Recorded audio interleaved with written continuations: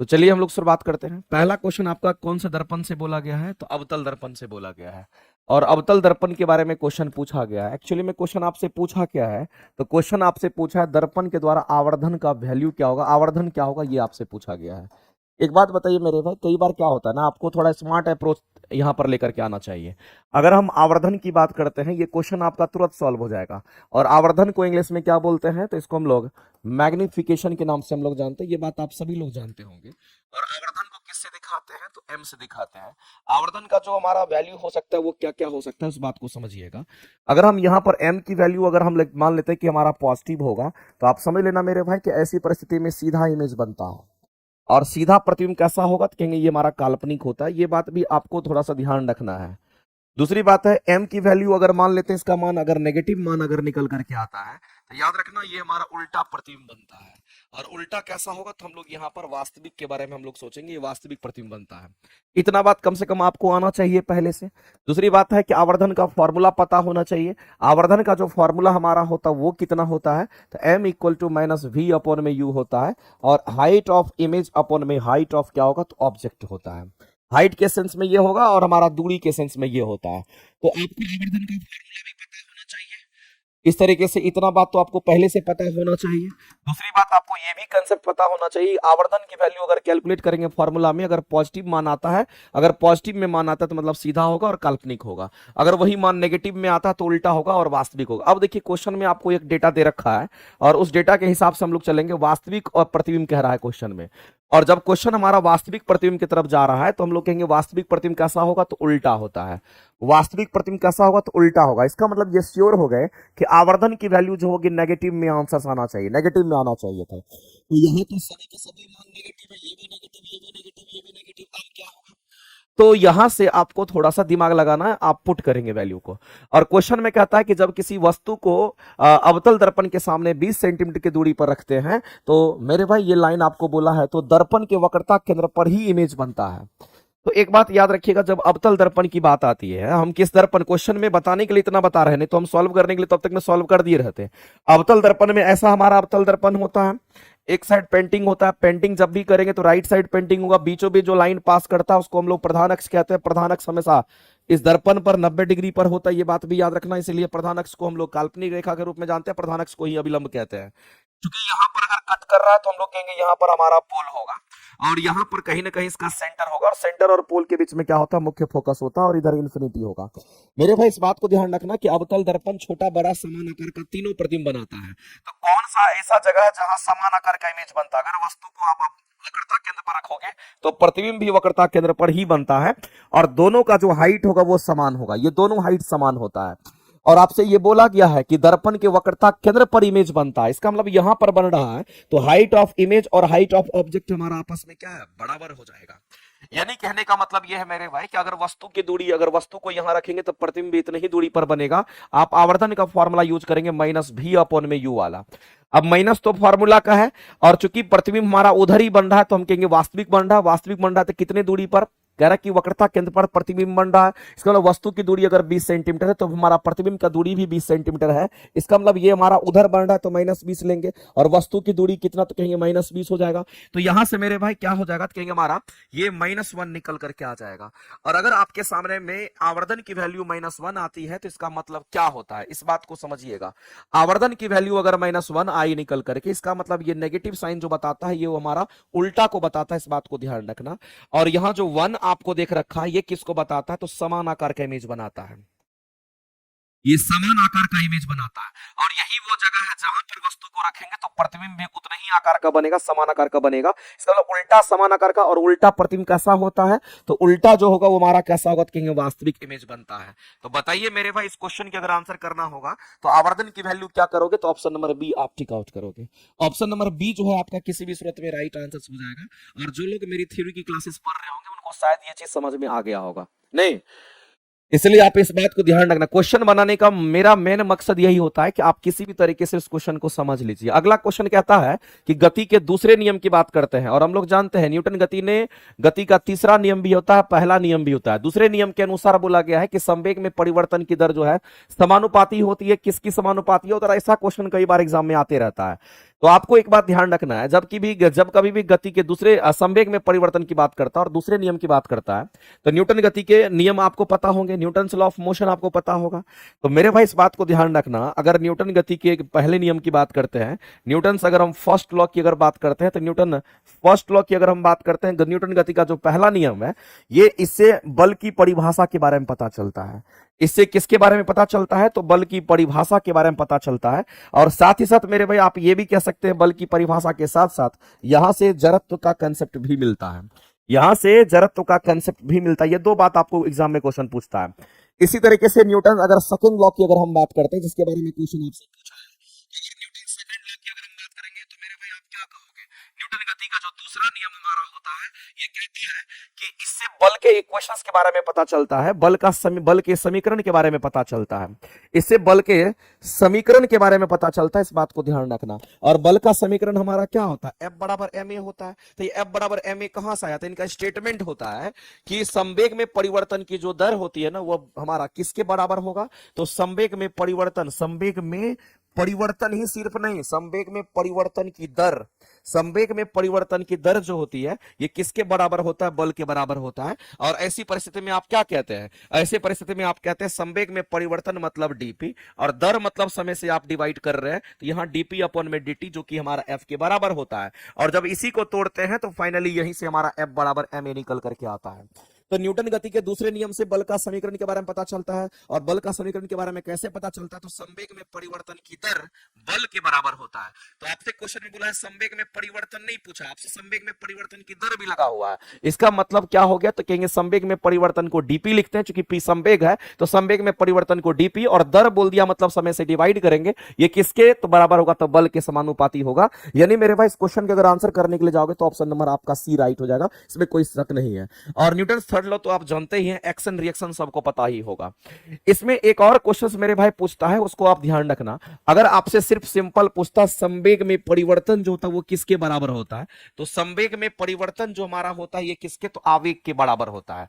संवेग में परिवर्तन आवेग के बराबर, यानी कि जो डीपी होता है हमारा इंपल्स के बराबर होता है। तो जो इंपल्स होता है हमारा संवेग में परिवर्तन को हम लोग क्या कहते हैं? इंपल्स कहते हैं। लेकिन क्वेश्चन में आपसे क्या पूछा था? संवेग में परिवर्तन सिर्फ नहीं पूछा था, संवेग में परिवर्तन की दर लगा दिया था। और जब कभी भी संवेग में परिवर्तन की दर लगा देगा तो याद रखना ये बल के बराबर होता है, उसी को बल कहते हैं। तो ये चीज आपको थोड़ा सा ध्यान रखना पड़ेगा। दर बोलेगा तो बल कहेंगे, और संवेग में परिवर्तन सिर्फ बोलेगा तो उसको आवेग कहेंगे। आगे चलते हैं।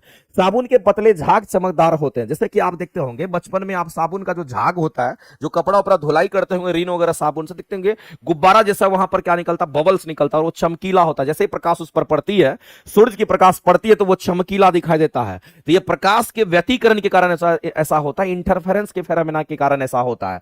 तो मेरे भाई इस बात को ध्यान रखना, साबुन के पतले झाग कैसे दिखते हैं? तो साबुन के जो पतले झाग होते हैं वो चमकदार दिखते हैं। और चमकदार रंगों का बनना किस परिघटना का एग्जांपल्स है? इसको हम लोग कहते हैं हमारा क्या है? तो ये इसमें प्रकाश का व्यतिकरण होता है। इस बात को आप ध्यान रखेंगे। इस जगह पर क्या हो रहा है तो हम लोग सीधा कहेंगे यहां पर प्रकाश का क्या होगा? तो प्रकाश का व्यतिकरण होता है। ये बात आपको ध्यान रखना है। यहां पर प्रकाश का व्यतिकरण होता है, ये बात आपको थोड़ा सा ध्यान रखना है। और प्रकाश का जो व्यतिकरण होता है मेरे भाई, ये दो तरह का होता है। एक को हम लोग क्या बोलते हैं? संपोषी व्यतिकरण। एक बात आप जान लीजिए, एक को हम लोग क्या बोलते हैं? संपोषी व्यतिकरण बोलेंगे। और दूसरे को हम लोग क्या बोलते हैं? तो दूसरे को हम लोग विनाशी व्यतिकरण के नाम से जानते हैं। एक तो संपोषी व्यतिकरण, दूसरे को हम लोग विनाशी व्यतिकरण कहते हैं। और संपोषी व्यतिकरण में हमारा क्या होता है? हम लोग जानते हैं मेरे भाई, प्रकाश तरंग जो होता है वो साइनोसोइडल वेव में चलता है, जिसको अनुप्रस्थ तरंग कहते हैं। और अनुप्रस्थ तरंग कैसे चलती है? तो वो आपको सीधा सा बात पता होगा कि प्रकाश तरंग ऐसे चलती है। लेकिन मेरे भाई जब कभी भी आपको व्यतिकरण का फेनोमेना देखने को मिलेगा तो कम से कम दो यहां पर हमारा क्या चाहिए? तो वेव चाहिए। तो एक तो ऊपर से चला गया ऐसे करके, और संपोषी होगा तो दूसरा भी इसी के ऊपर चला जाता है, दूसरा भी इसी के ऊपर जाता है। तो ऐसी परिस्थिति में क्या होता है? कहेंगे ऐसे संपोषी व्यतिकरण की परिस्थिति में क्या होता है? जो एम्पलीट्यूड होता है प्रकाश का, वो एम्पलीट्यूड यानी कि उसका आयाम जो है ये और बढ़ जाता है। क्योंकि दूसरे के ऊपर, पहले के ऊपर दूसरा और चढ़ गया उसी के ऊपर, तो आयाम को बढ़ा देता है। लेकिन अगर विनाशी व्यतिकरण की अगर हम बात करते हैं तो इसमें जस्ट उल्टा होता है, ध्यान रखेंगे। होंगे। तो विनाशी व्यतिकरण हम लोग प्रकाश की बात करेंगे, इसमें क्या होगा, एक वेग हमारा अगर ऊपर से गया है तो दूसरा वेव हमारा कैसा हो जाएगा, कहेंगे उल्टा हो जाएगा, यानी कि नीचे से हो जाएगा। ऐसे में पहले का जो आयाम हमारा था वो भी हमारा नेलीफाई हो रहा है, यानी अगर ये प्लस में गया तो ये माइनस में हो जाएगा। और ऐसी परिस्थिति में मेरे भाई यहां पर हम लोग देख पा रहे हैं कि ये हमारा प्लस में था तो ये माइनस, यहां पर दोनों का दोनों प्लस, दोनों का दोनों माइनस, दोनों का दोनों प्लस। इसका मतलब प्लस में बढ़ेगा तो बहुत बढ़ेगा, माइनस में बढ़ेगा तो बहुत बढ़ेगा, प्लस में बढ़ेगा तो बहुत बढ़ेगा। लेकिन यहां क्या है, एक बढ़ा दूसरा घट गया, एक बढ़ा दूसरा घट गया। ऐसी परिस्थिति में जो एम्पलीट्यूड होता है इसका घट जाता है। तो मेरे भाई यहां पर भी क्वेश्चन पूछता है कि इसके एम्पलीट्यूड क्या होंगे, इसके आयाम क्या होंगे, तो घट जाते हैं। सॉरी, यहां पर आयाम हमारा क्या होगा कि यहां पर हमारा आयाम एम्पलीट्यूड घट जाता है।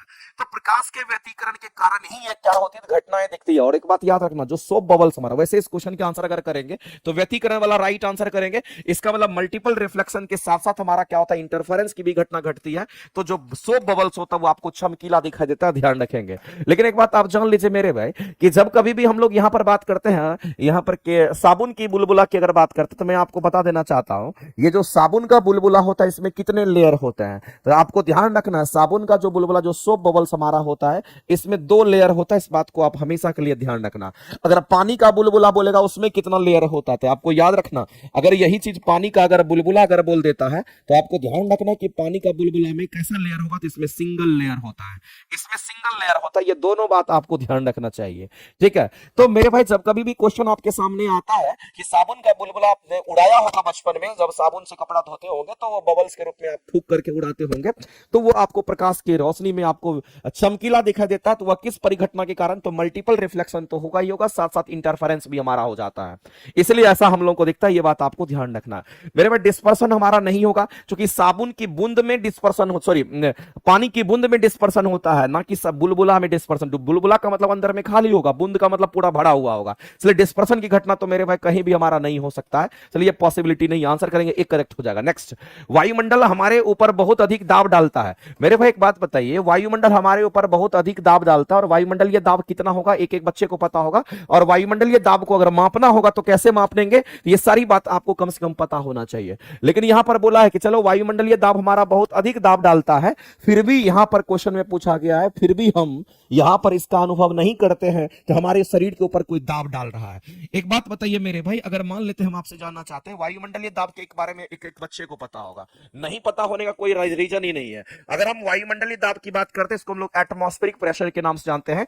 एटीएम का मतलब एटमॉस्फेयर, पी का मतलब प्रेशर। और वायुमंडलीय दाब जब कभी भी कैलकुलेट करते हैं या फिर हम लोग जब कभी भी मेजरमेंट करते हैं, तो याद रखना मेरे भाई, इसके लिए हम लोग बैरोमीटर का इस्तेमाल करते हैं। ये कौन रीडिंग देता है, तो बैरोमीटर हमारा जो डिवाइस है यही वो रीडिंग देता है। दूसरी बात, वायुमंडलीय दाब हमारा एक्चुअली में होता कितना है, तो याद रखना मेरे भाई, इसको हम लोग कहते हैं ये हमारा 760 mm में बोलेंगे तो 760 बोलेंगे, लेकिन उस बैरोमीटर में क्या भरा होता है, मरकरी भरा रहता है, तो 760 mm ऑफ Hg बोलेंगे। अगर इसी को सेंटीमीटर में बोलेंगे तब 76 सेंटीमीटर ऑफ Hg बोलेंगे, ध्यान रखेंगे। और अगर हमने उसकी वैल्यू कैलकुलेट करके बोलेंगे तो इसकी वैल्यू कितनी आती है, तो 1.01325 हमारा बार होता है। और एक बार को अगर पुट करेंगे तो 1.01325, और बार का मतलब हमारा कितना, 10 to the power 5 पास्कल होता है। ये भी हमारा हो गया। मेरे भाई एक और चीज आप ध्यान रखना, जिस तरह से एटमॉस्फेरिक प्रेशर की अगर बात करते हैं, हमारा इतना mm ऑफ Hg होता है, यानी कि 760 mm ऑफ Hg जो हमारा होता है, ये 760 mm ऑफ Hg किसके बराबर होगा, अगर मान लेते हैं बैरोमीटर में हम पानी डाल देते हैं तो वो 10.3 मीटर ऑफ हमारा H2O के बराबर होता है। तो ये भी ध्यान में रखना। तो मेरे भाई जब कभी भी हम लोग बैरोमीटर की अगर बात करते हैं, अगर रीडिंग एटमॉस्फेरिक प्रेशर की अगर हम बात करते हैं, वो हमारा कितना होता है, कहना इतने के बराबर होता है। लेकिन मरकरी बोलेंगे तो 760 बोलेंगे, अगर पानी बोलेंगे तो पानी के बगल में 10.3 मीटर की ऊंचाई तक वो मापता है। इस बात को ध्यान रखना। कई बार ये सबको पता होता है और ये डेटा पूछ लेता है, इसलिए आपके लिए एक्सेप्शन है कि आप इस पानी के साथ अगर बोलेगा तो 10.3 मीटर आप टिक आउट करके आ जाओगे, ध्यान रखना इस बात का। अब मेरे भाई मान लेते हैं कि कोई भी आदमी है, कोई भी वस्तु है, इसके अंदर का प्रेशर पीआई है और बाहर का प्रेशर हमारा एटमॉस्फेरिक प्रेशर हमारा है, तो जाहिर सी बात है इसके अंदर का प्रेशर अगर ज्यादा होगा, अगर मान लेते हैं इसके अंदर का प्रेशर ज्यादा और बाहर का प्रेशर अगर कम होगा, तो जाहिर सी बात है मेरे भाई इस पर कोई भी दाब अनुभव नहीं होगा। लेकिन अंदर का प्रेशर कम होगा, बाहर का प्रेशर ज्यादा होगा, तब ये प्रेशराइज फील करेगा। तो बताइए, इसका मतलब है हम लोगों के शरीर के ऊपर वायुमंडलीय दाब लग रहा है लेकिन फर्क नहीं पड़ रहा है। क्यों? हमारे शरीर के अंदर ब्लड है और ब्लड का प्रेशर हमारा जो होता है वो वायुमंडलीय दाब से अधिक होता है, इसलिए नहीं फर्क पड़ता है। तो आपको ध्यान रखना मेरे भाई, कह रहा कि क्यों अनुभव नहीं करते हैं, क्योंकि हमारा रक्त वायुमंडल के दबाव से कुछ अधिक दाब ही डाल देता है। अंदर का प्रेशर, हमारे शरीर के अंदर का जो प्रेशर होता है वो कहीं ना कहीं वायुमंडलीय वायुमंडलीय दाब के प्रेशर से अधिक हो जाता है, जिसकी वजह से हम लोगों को कोई फर्क नहीं पड़ता कि हमारे शरीर के ऊपर वायुमंडल भी दाब लगा रही है। लेकिन साइंटिस्ट तो सब कुछ कैलकुलेट करके आपके सामने में रख दिया है कि कितना हो सकता है, इस बात को ध्यान रखना। लेकिन अगर पानी के साथ बोलेंगे तो 10.3 मीटर बोलेंगे, अगर मरकरी के साथ बोलेंगे तो 760 mm ऑफ Hg बोलेंगे, अगर हम लोग यहाँ पर मरकरी के साथ बोलेंगे तो 76 सेंटीमीटर ऑफ Hg बोलेंगे, और अगर हम लोग डेटा बोलेंगे तो 1.01325 बार बोलेंगे, इस बात को ध्यान रखना। और बैरोमीटर जो डिवाइस हमारा होता है, इसकी अगर हम बात करते हैं तो ये क्या करता है, तो वायुमंडलीय दाब को मापता है। इस बात को मेरे भाई पूरी तरीके से आपको ध्यान रखना चाहिए, क्योंकि क्वेश्चंस जो है आपका किसी भी सूरत में आपके एग्जाम में आते रहता है, और आपको किसी भी सूरत में पूरी तरीके से तैयार रहना पड़ेगा। चलिए आगे चलते हैं। अगला क्वेश्चन है कि टेलीविजन दर्शक जो है ये डिश एंटीना, पहले के जमाने में मेरे भाई टेलीविजन अगर आप देखते थे उसके लिए डिश एंटीना आप प्रयुक्त करते थे, और उस समय कह रहा है कि जब डिश एंटीना प्रयुक्त होता था और वर्षा का दिन होता था, तो देखिएगा बारिश के दिन में डिश एंटीना काम नहीं करता था। ऐसा क्यों, क्या रीजन है कि डिश एंटीना प्रॉपर काम नहीं करता था? बरसात में उपग्रह सिग्नल हमारा जो सैटेलाइट सिग्नल की अगर हम बात करते हैं वो हमारा प्राप्त नहीं करते हैं। जैसे बारिश होने लगेगी तो आप सिग्नल उसमें सही से प्रॉपर काम नहीं करता, उसका रीजन पूछा गया है। तो एक बात ध्यान रखना मेरे भाई कि जब कभी भी बारिश होती है, जब कभी भी हम किसकी बात करते हैं, जब कभी भी, ये बहुत ही अच्छा क्वेश्चन है, जब कभी भी बारिश होती है तो बारिश की जो बूंदे होती है, ये बारिश की जो बूंदे होती है वो कैसी होती है? स्फेरिकल होती है। इस बात को ध्यान रखना। बारिश की बूंदे कैसी होगी, तो ये बात भी याद रखना, ये स्फेरिकल होती है, गोलाकार होती है, पूरा का पूरा अंदर से भरा हुआ इस तरीके से हमारा होता है। ये पानी की बूंद है तो पूरा का पूरा स्फेयर है, ऐसा गोलाकार होता है। लेकिन इस बारिश की जो बूंदे हैं ये क्या करता है, तो ये रेडियो वेव को मेरे भाई एब्जॉर्ब कर लेता है, और कुछ रेडियो वेव को क्या करता है, स्कैटर कर देता है। तो ये बात आपको ध्यान रखना है। जो रेडियो वेव हमारे होते हैं जिससे हमारा क्या होता है, सिग्नल पकड़ता है, वो रेडियो वेव को क्या करेगा, तो रेडियो वेव का ये क्या करता, अवशोषण कर लेता है। ये रेडियो वेव को कुछ रेडियो वेव को क्या करता है, तो कुछ रेडियो वेव का अवशोषण कर लेता है। ये कुछ रेडियो वेव का ये अवशोषण कर लेता है, कुछ रेडियो वेव का ये अवशोषण कर लेता है, और साथ ही साथ मेरे भाई कुछ रेडियो वेव का ये क्या करता है, तो कहेंगे यहां पर कुछ का, तो यहाँ पर कुछ रेडियो वेव का ये क्या करेगा, तो कुछ रेडियो वेव का ये अवशोषण करेगा, और कुछ रेडियो वेव का ये क्या करेगा, तो स्कैटर कर देता है। कुछ रेडियो वेव को ये क्या करता है, कहेंगे यहाँ पर स्कैटर कर देता है, यानी इधर उधर बिखेर देता है, स्कैटर कर देता है। इस बात को ध्यान रखेंगे। और जब मेरे भाई हमारे सिग्नल जब स्कैटर हो गए, हमारे सिग्नल का जब एब्जॉर्प्शन हो गया पानी की बूंद से, तो जाहिर सी बात है प्रॉपर सिग्नल का हमारा कनेक्शन नहीं हो पाएगा, और आप किसी भी चीज को अगर देखेंगे तो वो प्रॉपर सिग्नल में आपको नहीं मिलता है। ये बहुत ही अच्छा क्वेश्चन है, और इस तरह का क्वेश्चन हमेशा आते रहता है, इसलिए ये दोनों कंसेप्ट आपको पता होना चाहिए। पहले के जमाने में डिश एंटीना यूज होता था, लेकिन वो अगर बारिश वारिश होती थी तो उस समय आपका प्रॉपर सिग्नल नहीं काम करता था, क्योंकि जो हमारा डिश एंटीना होता है, या फिर सॉरी उससे जो निकलने वाले हमारे रेडियो वेव्स वगैरह होते हैं, वो बारिश की बूंद क्या करती है, उसको एब्जॉर्ब कर लेती है, नहीं तो उसको स्कैटर कर देती है। दोनों फेनोमेना हमारा होता है, जिसकी वजह से आपको झरझर झरझर आपको क्लियरिटी किसी भी चीज का नहीं मिलता है। और एक और चीज याद रखना मेरे भाई, ये यूपीएससी में क्वेश्चन आपका पूछा गया, तो एक बात तो आप कह सकते हैं कि जो वर्षा की बूंद है वो रेडियो तरंग की ऊर्जा को क्या करता है, अवशोषित कर लेता है। दूसरा, वर्षा की जो बूंदे हैं वो रेडियो तरंग की ऊर्जा की मूल दिशा को क्या करता है, तो विचलित कर देता है, यानी कि स्कैटर कर देता है। विचलित कर देना मतलब यहां कहने वाला स्कैटर कर देता है। ये दो बात तो हमारा एकदम बिल्कुल राइट है, इसमें कहीं से कोई शक नहीं है। दूसरी बात है मेरे भाई, ये एंटीना हमारा छोटा भी होता है, एंटीना छोटा भी होता है, उसकी वजह से भी हमारा ऐसा पॉसिबिलिटी होता है। तो आपको ध्यान रखना, ये तीनों के तीनों रीजन हमारे हो सकते हैं, ये भी हो सकता है, ये भी हो सकता है, और ये भी हो सकता है। लेकिन मुख्य रूप से अगर देखिएगा तो ये हमारा दोनों बहुत ही परफेक्ट है। तो वैसे आपको तीनों पॉइंट ध्यान रखने हैं। तो 1 2 3 हमारा तीनों हो जाएगा, लेकिन ऑप्शन में कहीं भी 1 2 3 आपका नहीं दे रखा है तो उपयुक्त में से एक से अधिक लगाइएगा, लेकिन ये कंसेप्ट भी आपके काम का है। आगे चलते हैं। अगला चमगादड़ की बात कही गई है मेरे भाई। चमगादड़ जो है अंधेरी रातों में भी उड़ता है, और आप भोजन करता है, शिकार करता है। तो ये चमगादड़ उड़ता भी है और शिकार भी कर सकता है, क्योंकि चमगादड़ अल्ट्रासोनिक वेव यहां से इमिट करता है। तो आपको ध्यान रखना, जब हम चमगादड़ की बात करते हैं, यहाँ किसकी बात हो रही है, तो मेरे भाई यहाँ चमगादड़ की हम बात कर रहे हैं। और आपको पता होगा ये जो चमगादड़ होता है, जिसको हम लोग बैट्स कहते हैं, ये चमगादड़ जो हमारा बैट्स होता है, बहुत ज्यादा एनर्जी वाला या फिर बहुत ज्यादा आवृत्ति वाला जो ध्वनि हम रेडियो बहुत ज्यादा आवृत्ति वाला जो, आप यहां पर ये कह सकते हैं मेरे भाई, ये चमगादड़ जो होता है ये उच्च आवृत्ति वाली ध्वनि को उत्सर्जित करती है। इस बात को आप ध्यान रखना, ये किसको उत्सर्जित करती है, उच्च आवृत्ति वाले, ये बहुत उच्च आवृत्ति वाले, इस बात को ध्यान रखना, बहुत उच्च आवृत्ति वाले, बहुत उच्च आवृत्ति वाली ध्वनि, ये ध्वनि को उत्सर्जित करती है। ये उत्सर्जित करती है, ये बात आपको ध्यान रखना है। और बहुत उच्च आवृत्ति वाली जो हमारा यहाँ पर ध्वनि है वो कौन सा हो सकता है, तो उसी को हम लोग अल्ट्रासोनिक वेव कहते हैं। इसी को हम लोग क्या कहते हैं मेरे भाई, यहाँ पर अल्ट्रासोनिक वेव के नाम से हम लोग जानते हैं। ये हमारा अल्ट्रासोनिक वेव होता है, इस बात को ध्यान रखना। और ये साउंड वेव है। अल्ट्रासोनिक वेव कैसा है तो हम लोग कहते हैं ये हमारा साउंड वेव है, ये बात भी आपको ध्यान रखना चाहिए।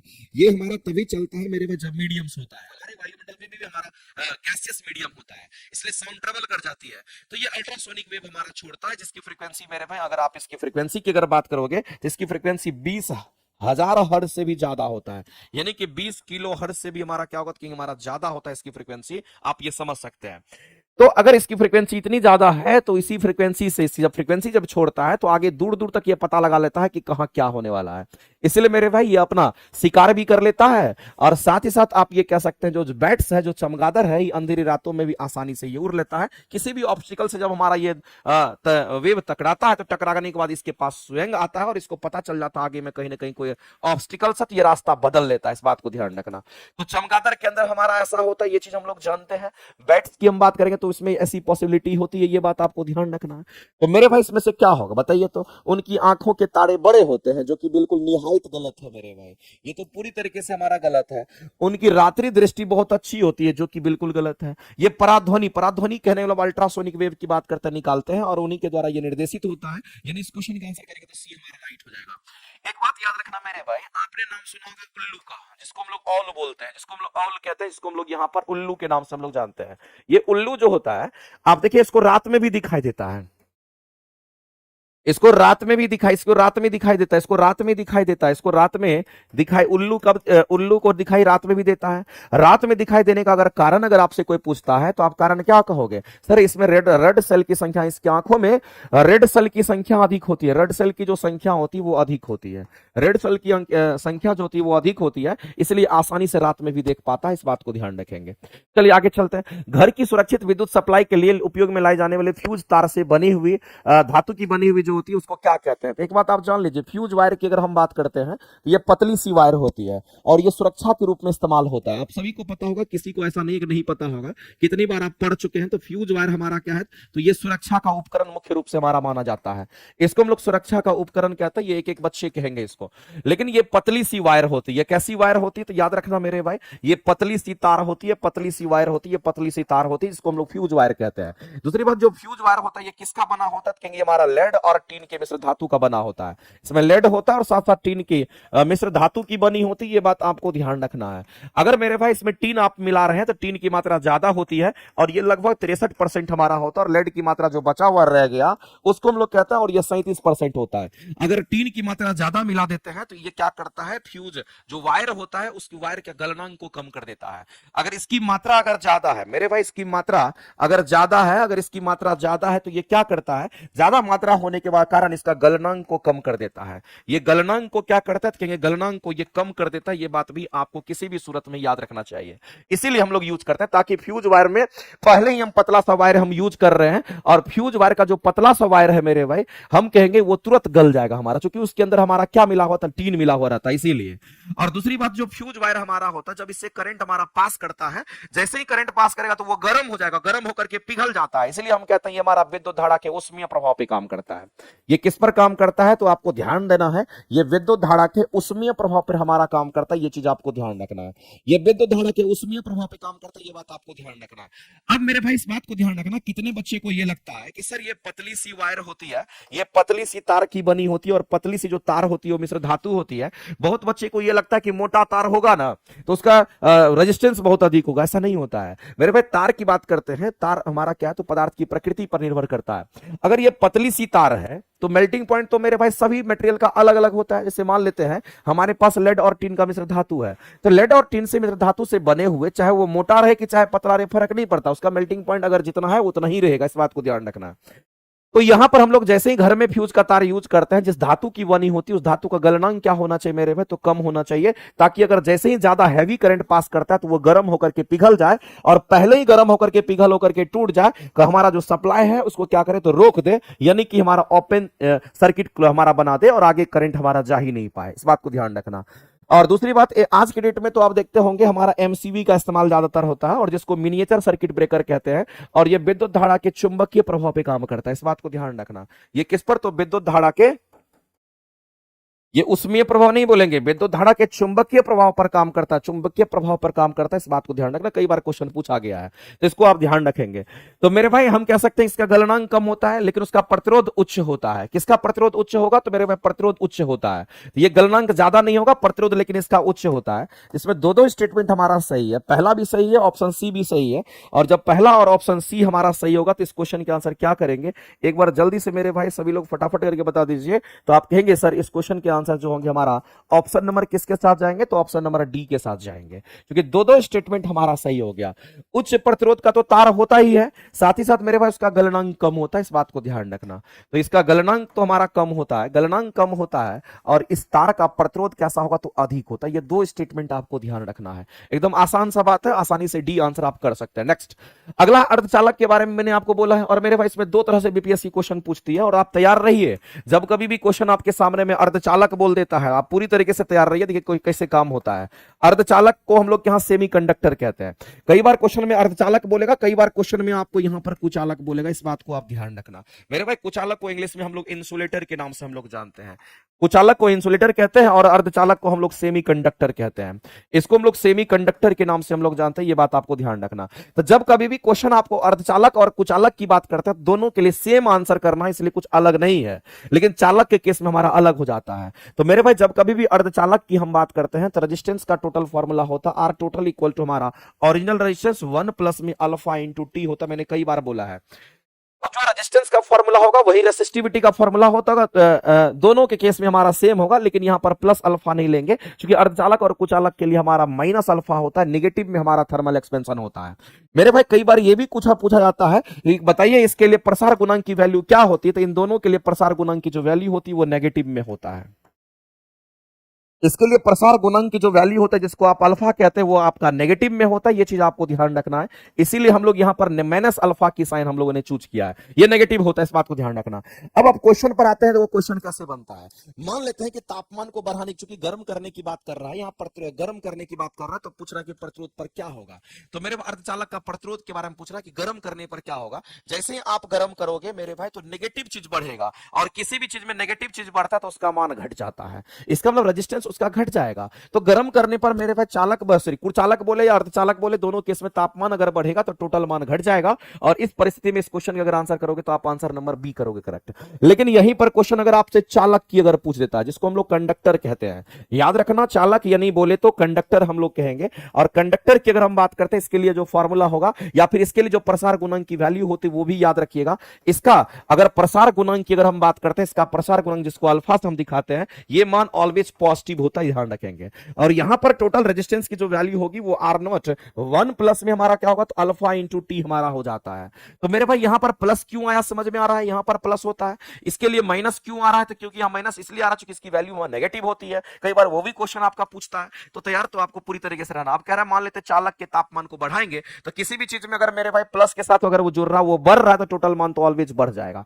चलिए, चालक के केस में तापमान के बढ़ने से हम कहेंगे उसका टोटल प्रतिरोध बढ़ता है, और अर्धचालक और कुचालक के केस में हमारा क्या होता है? घटता है। याद रहेगा कि नहीं रहेगा मेरे भाई, ये बता दो। और इस तरह के क्वेश्चन अगर कई बार दे दिया तो कंफ्यूजन नहीं होना चाहिए, आप पूरी तरीके से अपने आप को प्रिपेयर कर सकते हो। मैं आपसे कहना चाहता हूं कि क्वेश्चन चलो ठीक है बनाते हैं, लेकिन हम आपसे कहना चाहते हैं कि चूंकि समय बहुत कम रहता है, हम आपसे कहना चाहते हैं कि आप लोग का थ्योरी अगर बढ़िया नहीं है, अभी भी अगस्त में जैसे कि एग्जाम के बारे में बोला जा रहा है कि टीआरई 4 का एग्जाम आपका 10 अगस्त से पहले करा लिया जाएगा। अगर ऐसा इंफॉर्मेशन मिल रहा है तो अभी भी आपके पास 2.5 से 3 महीने का समय है, और इस 2.5 से 3 महीने के समय में आपको आपकी थ्योरी अगर वीक है तो आप वही चैप्टर पढ़िए जो चैप्टर इजी है, और सॉरी जो चैप्टर से क्वेश्चन ज्यादातर आता है। और आपका कोशिश वही रहना चाहिए कि अगर पहले का भी कुछ वीडियो मिल जाए तो जल्दी जल्दी कवर करके थ्योरी को खत्म कर दें। तो मेरे भाई मेरा पहला भी बैच चल रहा है, पहले से इंजेक्शन बैच मिल जाएगा, और उससे पहले अखंड ज्योति बैच चलता रहा, तो उसमें आपको बहुत सारी क्लासेस थ्योरी, केमिस्ट्री, फिजिक्स वगैरह का पढ़ाया हुआ है। और अभी रिसेंट में जो क्लासेस चल रहा है आपका आरंभ बैच चल रहा है। थ्योरी के लिए अगर किसी को क्लासेस करनी होगी तो इंजेक्शन बैच की भी क्लासेस है, आरंभ बैच की भी क्लासेस है, और साथ साथ मेरे भाई आपको ध्यान रखना अखंड ज्योति बैच की भी क्लासेस है। आपको साइंस के लिए सारी क्लासेस आप प्लेटफॉर्म बाय नवीन कुमार सिंह एप्लीकेशन पर जाएंगे तो आपको दिख जाएगा। आप वहां से अपने आप को मजबूत कीजिए, अच्छा कीजिए, और आपको मजा आ जाएगा। ये पुष्पम कुमारी जी यहाँ पर फोकस कीजिए। पहले एस्टेट होगा, पहले एस्टेट देखो बोला तो क्या है कि एस्टेट होगा, लेकिन अब स्टेट और उसका क्या होता है वो तो आने वाला समय बताएगा। चलिए हम लोग यहाँ पर देखते हैं इस क्वेश्चन को, मेरे में मिला दीजिए आप लोग फटाफट करके। एनीमोमीटर से हम लोग क्या करते हैं, वायु एनीमोमीटर से हम लोग क्या करते हैं बताइए तो मेरे भाई इसमें से फटाफट करके। सिस्मोग्राफ तो हम लोग जानते हैं कि भूकंप की जो तीव्रता होती है उसको सिस्मोग्राफ के द्वारा मापा जाता है, और इस सिस्मोग्राफ में जो स्केल लगा होता है उसको रिचर्डसन स्केल कहते हैं। बैरोग्राफ और हाइग्रोमीटर, हाइग्रोमीटर का काम होता है आर्द्रता को मेजरमेंट करना। इसका मतलब मेरे भाई डी का हमारा 4 मैच कर रहा है, सिस्मोग्राफ बी के लिए हमारा 1 मैच कर रहा है। अब बताओ बी का 1 है, डी का हमारा 4 है, तो डी का 4, डी का 4 ये ऑप्शन खत्म।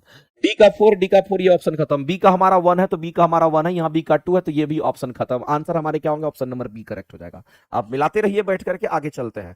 अगला क्वेश्चन कहता है मेरे भाई कि किसी पिंड का, किसी वस्तु की हम बात कर रहे हैं, किसी पिंड की हम बात कर रहे हैं, और उस पिंड का कौन सा जड़त्व आघूर्ण बोल रहा है। ये बल आघूर्ण नहीं है, ये जड़त्व आघूर्ण की बात कर रहा है। और मेरे भाई जड़त्व आघूर्ण जिसको मोमेंट ऑफ इनर्शिया कहते हैं, इस बात को ध्यान रखना। मोमेंट का मतलब होता है हमारा क्या, आघूर्ण, और इनर्शिया का मतलब जड़त्व होता है, इसीलिए इसको हम लोग मोमेंट ऑफ इनर्शिया पढ़ते हैं। इस बात को ध्यान रखना, इंग्लिश में शॉर्ट में इसको बोलते हैं मोमेंट ऑफ इनर्शिया। तो मेरे भाई मोमेंट ऑफ इनर्शिया की अगर हम बात करते हैं ना, तो अलग अलग वस्तु का मोमेंट ऑफ इनर्शिया हमारा अलग अलग होता है, लेकिन मोमेंट ऑफ इनर्शिया का अगर यूनिट पूछता तो वो सबके लिए बराबर होता है, केजी मीटर स्क्वायर होता है। इस बात को ध्यान रखना। अब कह रहा है कि मोमेंट ऑफ इनर्शिया अलग अलग वस्तु के लिए अलग अलग होगा, तब कह रहा है कि द्रव्यमान के साथ साथ वो निर्भर किस पर करता है। तो एक बात आप जान लीजिए मेरे भाई, जैसे मैंने आपको कहना चाहता हूं कि आपने रिंग देखा होगा, किसने रिंग नहीं देखा, जो अंगूठी पहनते हैं रिंग की तरह हमारा जो रिंग होता है, और रिंग को अगर देखिए तो रिंग आपका कुछ ऐसा होता है, यहां से यहां तक की इसकी त्रिज्या अगर आर है, और पूरा का पूरा मास कहां है तो इसके परिधि पर है, और टोटल मास जो है ये रिंग का कितना तो एम है, लेकिन ये सभी के सभी इसके पेरीफेरी पर पड़ा हुआ है, यहां यहां यहां सब मिलाकर के एम मास हमारा है।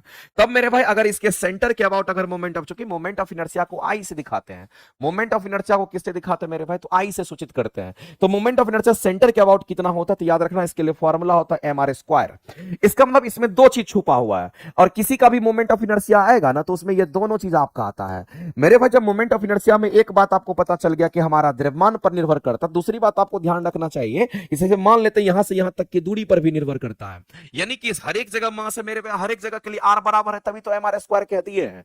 तो आपको ध्यान रखना है कि एक तो हमारा मास हो गया, द्रव्यमान हो गया, एक तो द्रव्यमान हो गया, दूसरा क्या होना चाहिए, तो घूर्णन अक्ष के परितः पिंड के कोणीय वेग, कोणीय वेग का कोई फार्मूला नहीं है, क्योंकि कोणीय वेग को ओमेगा से दिखाते हैं और ओमेगा कोई फार्मूला नहीं है। घूर्णन अक्ष के परितः पिंड के कोणीय त्वरण की बात करें, और कोणीय त्वरण को अल्फा से दिखाते हैं, फार्मूला में अल्फा है नहीं तो छाड़ देंगे। घूर्णन अक्ष के परितः पिंड के द्रव्यमान के वितरण पर, वितरण का मतलब होता है डिस्ट्रीब्यूशन, और डिस्ट्रीब्यूशन का मतलब होता है मेरे भाई दूरी की हम बात करेंगे, कितनी कितनी दूरी पर हमारा है, और उसी दूरी को तो हम आर से दिखाते हैं। इसका मतलब है कि मोमेंट ऑफ इनर्शिया अगर पता करना होता है तो मान लेते हैं यहां का मास, यहां का मास, यहां का मास, यहां का मास, अगर मान लेते हैं कि ये हमारा r1 दूरी पे है, अगर यहां से कितनी दूरी पर, तो हम कहेंगे r1 दूरी पर, यहां से कितना तो कहेंगे हमारा r2 दूरी पर है, ये r1 हो गया, यहां से यहां कितना तो r2 हो गया, यहां से यहां कितना तो r3 हो गया, यहां से यहां कितना तो r4 हो गया, ये हमारा m1 मास, ये हमारा m2 मास, ये हमारा m3 मास, ये हमारा m4 मास, सबको जोड़ करके इस तरीके से हम लोग क्या लिखते हैं, इसके परिधि की तरह हमारा एम आर स्क्वायर हमारा इस तरह से निकल करके आ जाता है। तो मेरे भाई मैं आपसे कहना चाहता हूं मेरे भाई, इस क्वेश्चन के लिए अगर आंसर करने के लिए जाओगे तो आपके आंसर जो होंगे ऑप्शन नंबर जो सी है ना, ये परफेक्ट आपका आंसर दे रहा है, ऑप्शन नंबर सी के साथ आप जाएंगे और यही करेक्ट आंसर आपका होना है, यही करेक्ट आंसर, जो दिख रहा है वही करना है। तो रिंग का मोमेंट ऑफ इनर्शिया कितना होता है ये बात आपको पता चल गया होगा। इसी तरीके से अगर हम डिस्क की बात करते हैं, बताइए डिस्क का मोमेंट ऑफ इनर्शिया कितना होगा, तो मेरे भाई डिस्क हमारा पूरा का पूरा डिस्क आपने देखा होगा, ये डिस्क का मोमेंट ऑफ इनर्शिया कितना होता है, ये कंप्लीट रूप से हमारा डिस्क होता है, ये बात आपको ध्यान रखना है। डिस्क की अगर हम बात कर रहे हैं ना, तो डिस्क का मतलब डिस्क होता है, ये कंप्लीट रूप से हमारा ये डिस्क बना हुआ रहता है, ये मान लेते थोड़ी देर के लिए हमारा डिस्क है, और डिस्क पूरी तरीके से हमारा भरा हुआ होता है, और इसका मोमेंट ऑफ इनर्शिया अगर आपसे पूछता है कितना होगा, तो मेरे भाई याद रखना इसके सेंटर से ये दूरी r ले रहे हैं, और इसके अबाउट मोमेंट ऑफ इनर्शिया कितना होगा, तो याद रखना ये m r स्क्वायर बाय 2 होता है। लेकिन मोमेंट ऑफ इनर्शिया किसी का भी फर्क नहीं पड़ता, द्रव्यमान के लिए यूनिट केजी होता है, और r दूरी है तो मीटर स्क्वायर हो जाएगा। और मेरे भाई ये कई बार पूछता है कि बताइए मोमेंट ऑफ इनर्शिया का ऐसा यूनिट क्या होगा, चाहे मोमेंट ऑफ इनर्शिया किसी का भी क्यों नहीं, उसका यूनिट जो होगा वो हमारा सेम होगा, केजी मीटर स्क्वायर होता है। तो ऐसे ही हमारा डिस्क के लिए, ऐसे ही हमारा स्फीयर के लिए होता है। अगर नहीं पता है तो आप जान लीजिए। अब स्फीयर में भी दो तरह का हमारा होता है, एक तो सॉलिड होता है और एक हमारा स्फीयर कैसा होगा, तो हॉलो स्फीयर होता है। चलो लिख देते हैं थोड़ा देर के लिए, चूंकि एग्जाम में कई बार पूछ लेते हैं डायरेक्ट। सॉलिड स्फीयर के लिए moment of inertia 2/5 m r square होगा, याद रख लीजिएगा। हॉलो के लिए कितना होगा, 2/3 एम आर स्क्वायर हमारा होता है, इसको भी आप याद रख सकते हो। ठीक है। स्फेयर के केस में हमारा अलग होता है, जो हमारा गेंद की तरह होता है। डिस्क के लिए, रिंग के लिए हमारा अलग अलग होता है। तो ये चीज आपको थोड़ा सा ध्यान रखना है। नेक्स्ट चलते हैं आगे। अगला क्वेश्चन मेरे भाई बता दीजिए, इस क्वेश्चन का आंसर क्या करेंगे। मैं चाहूंगा कि आप सभी लोग आंसर फटाफट करके करिए और इस क्वेश्चन का आंसर बताइए। बुक अगर बनाना है ना, तो कोई भी किताब, यूथ वगैरह कोई भी किताब, चाहे आप रुक्मिणी पब्लिकेशन का, चाहे यूथ का, कोई भी किताब अगर आपको मिलता है जिसमें क्वेश्चन स्टेट ट्विस्टेड का क्वेश्चन, या फिर आपको जिसमें टीआरई वगैरह का क्वेश्चन दे रखा है, उसको एकदम दनादन लगाते चले जाइए। ठीक है। और एकदम क्वेश्चन खरीद करके वो क्वेश्चन बैंक अपने पास रखिए और उसको 3 महीने इतना बार बनाइए, इतना बार बनाइए कि क्वेश्चन आपको पता चले कि हमने पढ़ा है। ठीक है। बाद में कि टेस्ट में जितना क्वेश्चन आप कर रहे हैं इसको भी रिवाइज कीजिए। हमारे नियुक्ति बैच में जो क्लासेस कर रहे होंगे उसको बनाइए। आपके पास समय कहाँ है, आप लगातार इतने काम करते रहिए, इतने काम को बार बार करना है। ऐसा नहीं है कि आपको तोप चीज पढ़ना है, अलग से कुछ ऐसा करना, ऐसा नहीं होता है। करना वही है जो आपने किया है और उसी को लगातार करना, 10 बार करना, 20 बार करना, 25 बार करना, जिससे कि आपका रिजल्ट हो पाए। इस बात को ध्यान रखिएगा, जो आपके पास ऑलरेडी है उसी पे काम करना है, अलग से नया कुछ करने की जरूरत अभी नहीं है। चलिए अगला क्वेश्चन कहता है कि दो वस्तु के द्रव्यमान क्रमशः इतने और इतने दे रखे हैं, और आगे में बोल दिया कि चलो द्रव्यमान तो इतना दे रखा है, लेकिन आगे में बोल दिया कि जो गति जुड़ जाए वो एक समान है। यानी क्या एक समान है मेरे भाई, तो गति जुड़ जाए एक समान है, क्वेश्चन में आप पढ़ लीजिए। और काइनेटिक एनर्जी की बात अगर कर रहा है तो ये कंप्लीट रूप से कांस्टेंट है, एक समान का मतलब यही होता है। तब आपसे कह रहा है कि रेखीय संवेग का अनुपात क्या होगा। तो मेरे भाई हम लोग जानते हैं कि काइनेटिक एनर्जी और रेखीय संवेग में एक रिलेशन होता है। काइनेटिक एनर्जी इक्वल टू हमारा पी स्क्वायर अपन में 2m होता है।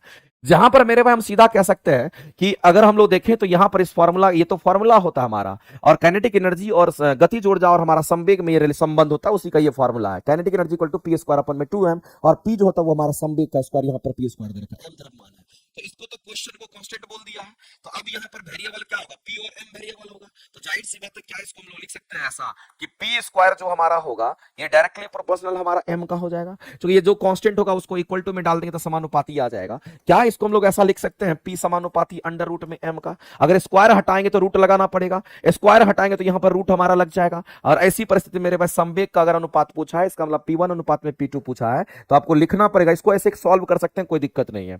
तो आपको लिखना पड़ेगा यहां पर जिस अनुपात में P है उसी अनुपात में M को भी लिखना पड़ेगा, क्योंकि दोनों समानुपाती है, बशर्ते कि यहां रूट हम लोग को लगा देना है। तो अगर 1 अनुपात 2 तो यहां पर M1 अनुपात में M2 लिख देना है। अब बताइए मेरे भाई M1 की वैल्यू कितनी दे रखी है, 4 ग्राम। चलो ग्राम में है, दोनों मान ग्राम में है तो चेंज करने की जरूरत नहीं है, 4/9। और 4/9 की वैल्यू कितनी आ जाएगी, 2/3 आ जाएगा। इसका मतलब है मेरे भाई जो संवेग का अनुपात, रेखीय संवेग का अनुपात को P से दिखाएंगे, और ये कितना होगा कि हमारा 2:3 के रूप में होगा। और इस क्वेश्चन के अगर आंसर करने के लिए जाओगे तो ऑप्शन नंबर आपका ए करेक्ट हो जाएगा। कब कौन फॉर्मूला लगाना है समझ में आ रहा है ना, आप लगातार तैयारी बस करते रहिए। आपके पास जो चीज है उसी को आप यूज करते रहिए, अलग से कुछ भी करने की जरूरत नहीं है किसी को भी। चलिए अगला क्वेश्चन देखते हैं। अगला क्वेश्चन मेरा कहता है कि धारावाही नालिका द्वारा, मेरे भाई नालिका परिनालिका की अगर बात करते हैं, द्वारा उत्पन्न चुंबकीय क्षेत्र की जो दिशा होती है वो आपसे पूछा गया है कि उत्पन्न चुंबकीय क्षेत्र की, उत्पन्न चुंबकीय क्षेत्र की जो दिशा होती है वो हमारी कैसी होती है, ये आपका पूछा गया है। तो धारावाही नालिका की अगर हम बात करते हैं मेरे भाई, आपको ध्यान रखना यहां पर हम लोग परिनालिका की बात कर रहे हैं, और परिनालिका मतलब सोलेनॉइड की हम बात कर रहे हैं। हम किसकी बात कर रहे हैं, तो हम यहां पर परिनालिका की बात कर रही है, हमारा परिनालिका होता है। और परिनालिका को इंग्लिश में क्या कहते हैं, इसको हम लोग सोलेनॉइड के नाम से जानते हैं, ये ध्यान रखना।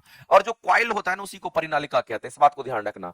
अब मेरे भाई इस परिनालिका की अगर बात करते हैं तो परिनालिका कैसा दिखता है, तो आपको ध्यान रखना, परिनालिका ने सभी लोगों ने देखा होगा, और परिनालिका हमारा कुछ इस तरीके का हमारा होता है।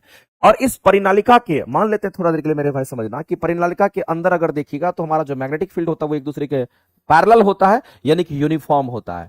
ये पैरेलल है, इसका मतलब हमारा मैग्नेटिक फील्ड कैसा है, तो यूनिफॉर्म है। इस बात को आप ध्यान रखेंगे, अगर ये पैरेलल है तो मैग्नेटिक फील्ड हमारा यूनिफॉर्म है। इसी के ऊपर लपेटा मार दीजिए इस तरीके से, ऐसा पता चल रहा होगा आपको ये कैसा है, तो इसी के अंदर में हमारा ये क्या, तो मैग्नेटिक फील्ड लाइंस हमारा है।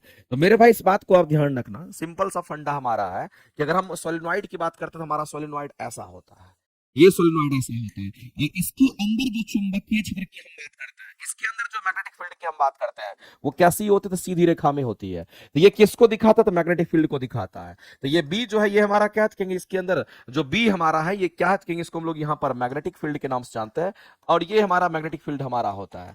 तो इसके अगर हम बात करते हैं तो इसके अंदर में मैग्नेटिक फील्ड कैसा होगा, तो अंदर जो मैग्नेटिक फील्ड हमारा होगा वो कैसा होगा, तो अंदर में यूनिफॉर्म होता है।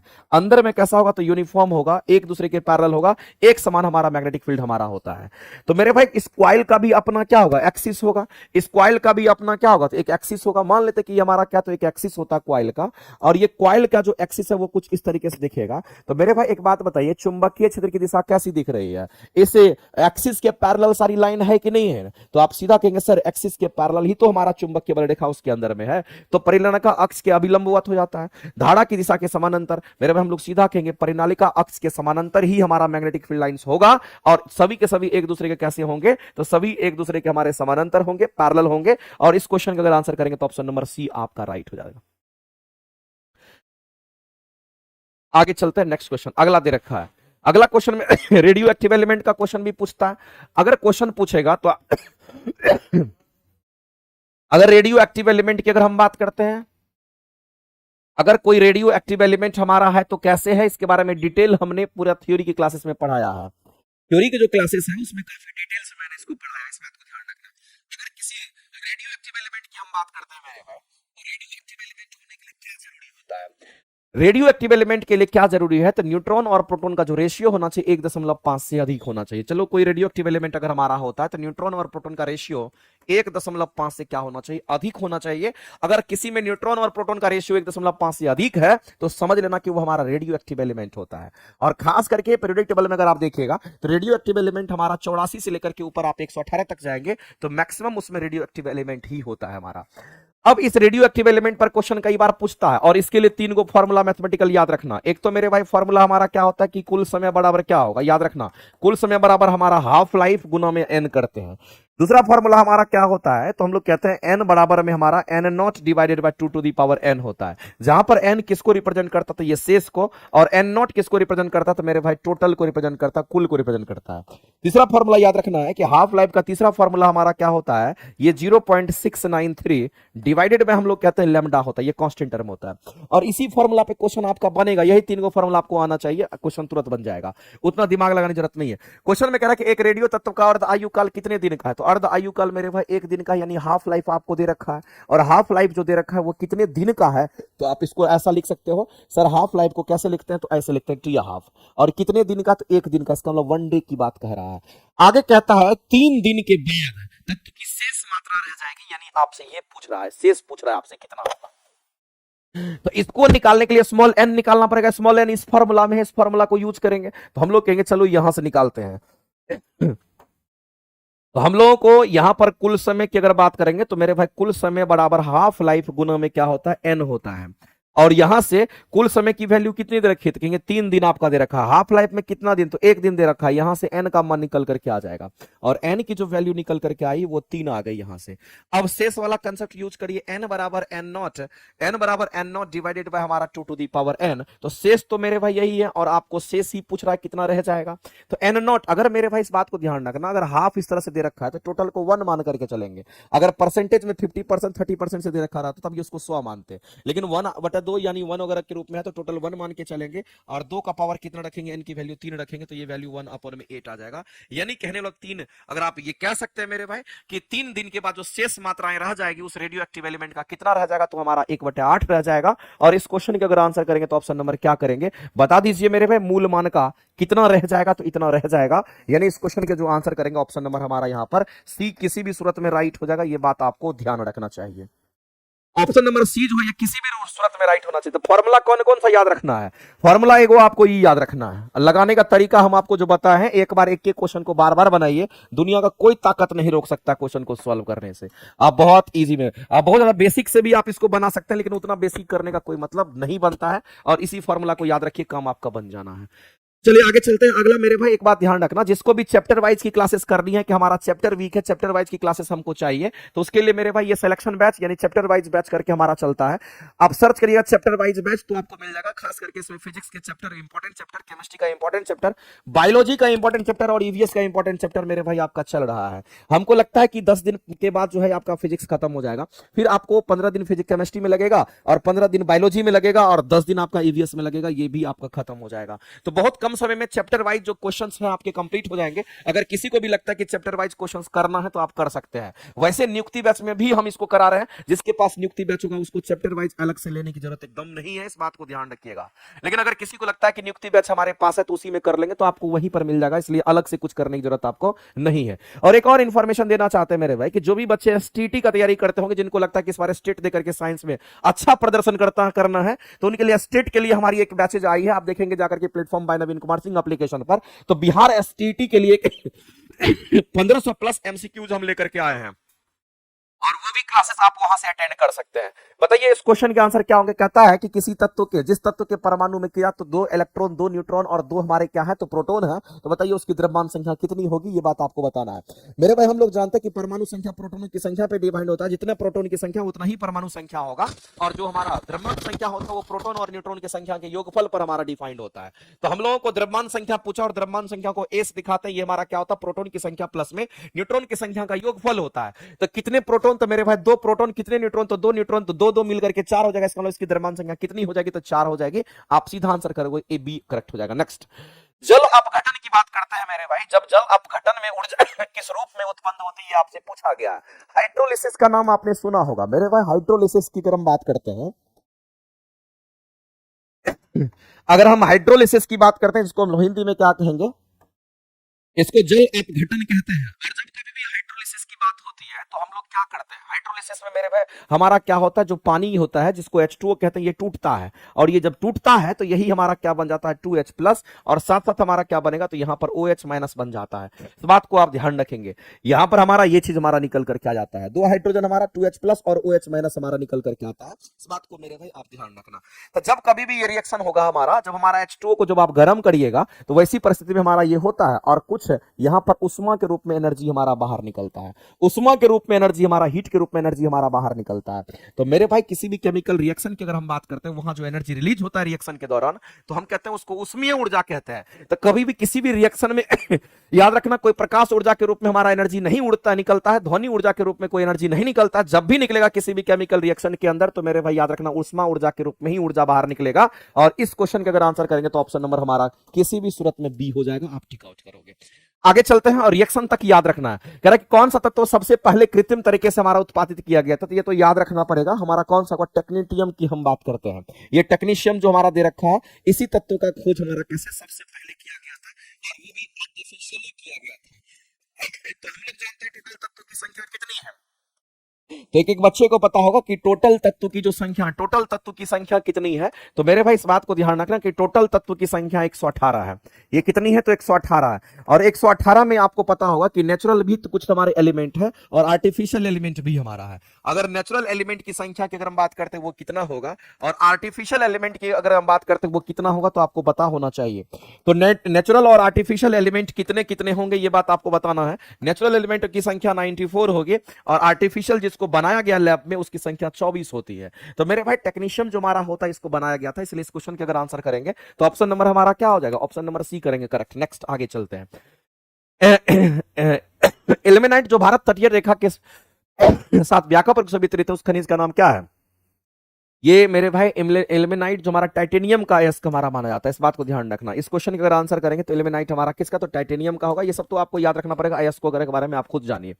चलो गैलियम के बारे में थोड़ा सा हम बता देते हैं मेरे भाई। हम लोग जानते हैं कि रूम टेम्परेचर की हम बात करते हैं। हम किसकी बात कर रहे हैं, हम रूम टेम्परेचर की बात करते हैं। तो रूम टेम्परेचर पर लिक्विड फेज में अगर कोई होता, रूम टेम्परेचर पर अगर कोई लिक्विड होता है, तो हम कहेंगे एक तो हमारा धातु होगा, और एक हमारा कैसा होता है कि हम लोग पढ़ते हैं अधातु होता है। और धातु में अगर देखिएगा तो वो कौन होगा रूम टेम्परेचर पर हमारा लिक्विड फॉर्म में, तो वो मरकरी होता है। और अधातु में अगर देखिएगा तो हमारा रूम टेम्परेचर पर कौन होता है मेरे भाई, तो ब्रोमीन होता है। ये बात तो सबको पता होगा। लेकिन याद रखिएगा, अगर हम एवब रूम टेम्परेचर की बात करते हैं, हम किसकी बात कर रहे हैं, अगर एवब रूम टेम्परेचर की अगर हम बात करते हैं, यानी कि रूम टेम्परेचर से एवब के तापमान पर अगर कोई लिक्विड फॉर्म में होता है, कोई अगर लिक्विड फॉर्म में होता है, लिक्विड फॉर्म में लिक्विड फॉर्म में अगर हमारा होता है, यानी रूम टेम्परेचर से अधिक के तापमान पर अगर लिक्विड फॉर्म में कोई होता है, तो उसमें गैलियम का भी नाम है, उसमें मेरे भाई सीजियम का भी नाम है, उसमें गैलियम का भी नाम है, और किसका नाम है गैलियम तो होता ही है, सीजियम भी हमारा होता है। गैलियम तो होता ही मेरे भाई, सीजियम भी हमारा होता है, रुबिडियम भी होता है जिसको आरबी से दिखाते हैं। ये तीनों लिक्विड फॉर्म में हमारा होता है, लेकिन एवब रूम टेम्परेचर की बात कर रहे हैं, यहाँ एवब रूम टेम्परेचर की हम बात करते हैं, इस बात को ध्यान रखेंगे। ठीक है, चलिए आगे चलते हैं। इस्पात स्लैग निम्नलिखित में से किसके लिए सामग्री का काम कर सकता है? इस्पात स्लैग मेरे भाई यहां पर कह रहा है कि जो स्टील स्लैग हमारा होता है वो हमारा can be material for following, हमारा कहां पर हमारा इस्तेमाल होता है? तो इस्पात स्लैग का जो इस्तेमाल करते हैं वो कहां पे करते हैं, ये आपसे क्वेश्चन पूछा गया है। तो मेरे भाई याद रखना, आधार सड़क के निर्माण के लिए, कृषि मृदा के सुधार के लिए, सीमेंट के उत्पादन के लिए, ये तीनों में हमारा यूज होता है, ये तीनों में हमारा यूज होता है। उपयुक्त में से एक साथ टिक आउट करेंगे। आगे चलते नेक्स्ट, अगला मिलान कर दीजिए, सब सबको पता होगा, ब्लू विट्रॉल जिसको हम लोग कॉपर सल्फेट कहते हैं, CuSO4 के नाम से जानते हैं, और इसका इस्तेमाल हम लोग कहां पे तो करते हैं मेरे भाई, कहां पे बताइए? नीलात होता का इस्तेमाल कहां पे करते हैं? जो नीलात होता होता है हमारा, ये कहां पर इस्तेमाल होता है? और ये तो कॉपर सल्फेट CuSO4 को कहते हैं। तो कॉपर सल्फेट का मिलान कहां पे? तो इस कॉपर सल्फेट का मिलान आप सीधा कहेंगे सर ए का तो 4 हो जाएगा। चलिए ए का 4 हमारा हो गया, तो ए का 4 अगर हम लोग मैच कराएंगे तो ए का 3 वाला आंसर नहीं करेंगे, बी खत्म। ए का 4 यहाँ, एक पर 4, बी का 3, बी का 3 मैच कर रहा है, तो बी का 3 मिलाने की जरूरत नहीं है। लेकिन बेकिंग सोडा की बात करते हैं, सोडियम बाइकार्बोनेट को बेकिंग सोडा कहते हैं, इसका मतलब मेरे भाई यहाँ चले जाइए और सी का आप 1 कह दीजिए। और कास्टिक सोडा को ही हम लोग कहते हैं सोडियम हाइड्रोक्साइड, जिसको NaOH से दिखाते हैं, इसका मतलब इसका 2 हो जाएगा। बाद बाकी बचा मेरे भाई ये 3, तो 4 3 1 2 करेक्ट होगा। 4 3 1 2 कहां है? तो 4 3 1 2 ये है, तो यहां ये रॉन्ग हो गया। आंसर करेंगे ऑप्शन नंबर ए आपका राइट हो जाएगा, इस बात को ध्यान रखना। तो जो कॉपर सल्फेट का फेमस क्वेश्चन पूछता है मेरे भाई, जिसकी हम बात कर रहे थे आपसे, कॉपर सल्फेट को ही हम लोग क्या कहते हैं? इसी को हम लोग ब्लू विट्रॉल के नाम से जानते हैं, इसी को ब्लू विट्रॉल कहते हैं। और जो कॉपर सल्फेट हमारा होता है ना, ये फंगीसाइड के रूप में भी काम करता है, फंगस को मारता है, इसलिए इसको फंगीसाइड भी कहते हैं मेरे भाई। ये कवकनाशी होता है, इस बात को ध्यान रखना। ये कैसा नाशी होगा? तो कहेंगे इसको हम लोग कवकनाशी, यानी कि कवक को ये क्या करता है? खत्म कर देता है मेरे भाई। ये उसमें इस्तेमाल किया जाता है कॉपर सल्फेट को। ठीक है, तो इसको आप ध्यान रख लेंगे इस तरीके से। एप्सम सॉल्ट हमारा सॉल्ट है ना, एप्सम सॉल्ट सॉल्ट है, ये तो पानी में हाईली सॉल्युबल होता है। और बेकिंग सोडा तो हमारा क्षारीय प्रकृति का होता है, इसको ब्रेड वगैरह में भी इस्तेमाल करते हैं। खाने वाला सोडा भी उसको कहते हैं। कास्टिक सोडा जो हमारा होता है साबुन वगैरह में भी इस्तेमाल होता है हमारा। चलिए आगे चलते हैं। सीराज किसके उत्पादन के लिए अति उच्चतम कच्चा माल है? ये क्वेश्चन पूछा, अति उच्चतम कच्चा माल है ये पूछा गया, लेकिन किसके बारे में क्वेश्चन पूछा गया? तो यहां पर सीरा उत्पादन के लिए ना बोला गया है जी। तो मेरे भाई बताओ इस क्वेश्चन का आंसर क्या करोगे? तो सीरा को मोलासिस कहते हैं, याद रखना, मोलासिस इसका नाम फेमस है, इस बात को ध्यान रखना। अगर हम यहां पर मोलासेस की अगर हम बात करते हैं, तो आपको एक बात ध्यान रखना, मोलासेस हमारा होता क्या है? ये मोलासेस हमारा होता क्या है, इस पर फोकस करिए। मोलासेस कहने का मतलब है मेरे भाई, इस मोलासेस से 2 चीज का निर्माण होता है। इस मोलासेस से 2 चीज बनता है, इस बात को हमेशा याद रखना। इस मोलासेस से मेरे भाई इथाइल अल्कोहल भी बनता है। इससे क्या बनता है? तो इथाइल अल्कोहल, जिसको आप शराब कहते हैं, जिसको आप क्या कहते हैं? शराब कहते हैं, ये भी बनता है।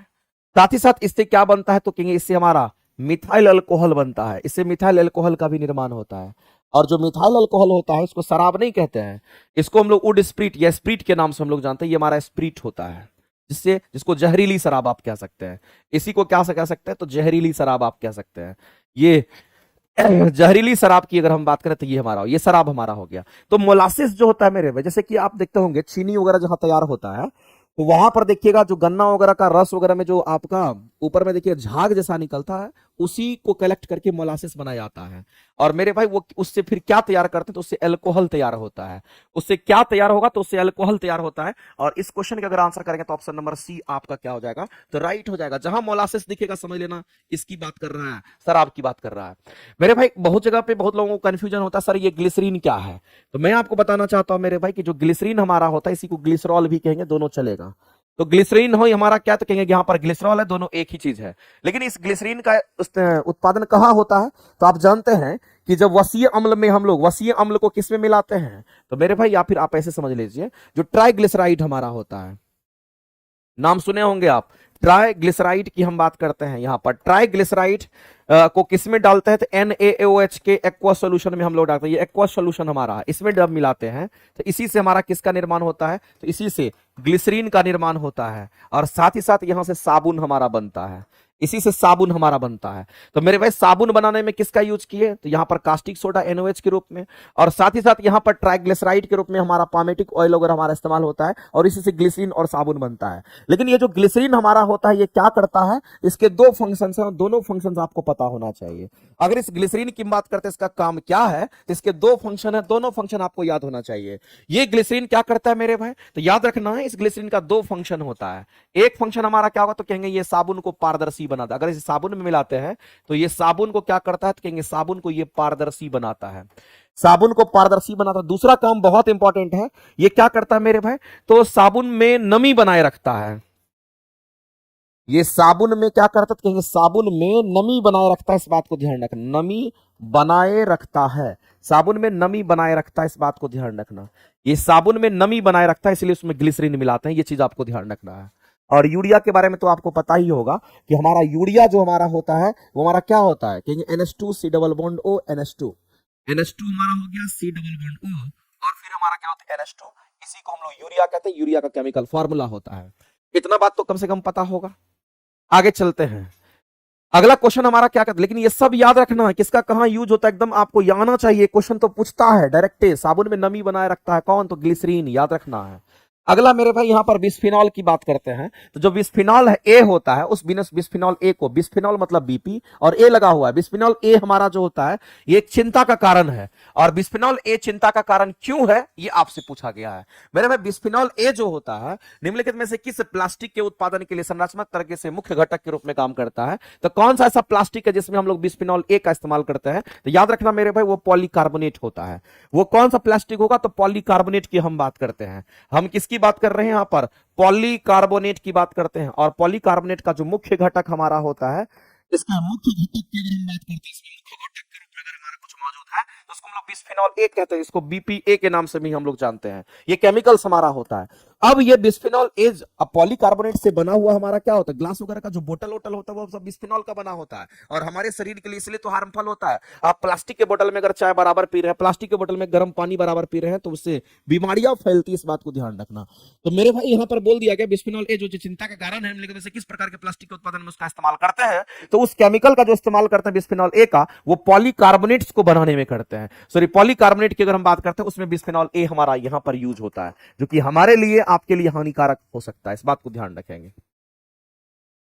अगला है मानव पोषण के लिए टमाटर का बहुल स्रोत। बहुल स्रोत का मतलब क्या होता है, तो मेरे भाई मानव पोषण के लिए बोला गया है, मानव पोषण के लिए बोला गया है। जो टमाटर है, ये टमाटर जो है ये बहुल स्रोत हमारा होता है, यानी कि आप ये कह सकते हैं रिच सोर्स ऑफ, हम लोग कह सकते हैं यहाँ पर ह्यूमन न्यूट्रिशन की बात करते हैं टोमेटो में। तो मेरे भाई एक चीज आपको ध्यान रखना, हम किसकी बात कर रहे हैं, तो हम टोमेटो की बात कर रहे हैं। ये जो हमारा टोमेटो जिसको हम टमाटर कहते हैं, इस टोमेटो में खट्टापन होगा तो इसमें सिट्रिक एसिड भी होता है, इसमें साइट्रिक एसिड भी होता है, साथ ही साथ आपको ध्यान रखना कि इसमें ऑक्जेलिक एसिड भी होता है, इसमें ऑक्जेलिक एसिड भी होता है। चलो इसको ऐसे समझते हैं, अगर हम टमाटर की बात करते हैं और टमाटर में किस बेसिस पर क्वेश्चन पूछा गया है, तो हमारा यहाँ पर rich source of human nutrition की हम बात करते हैं।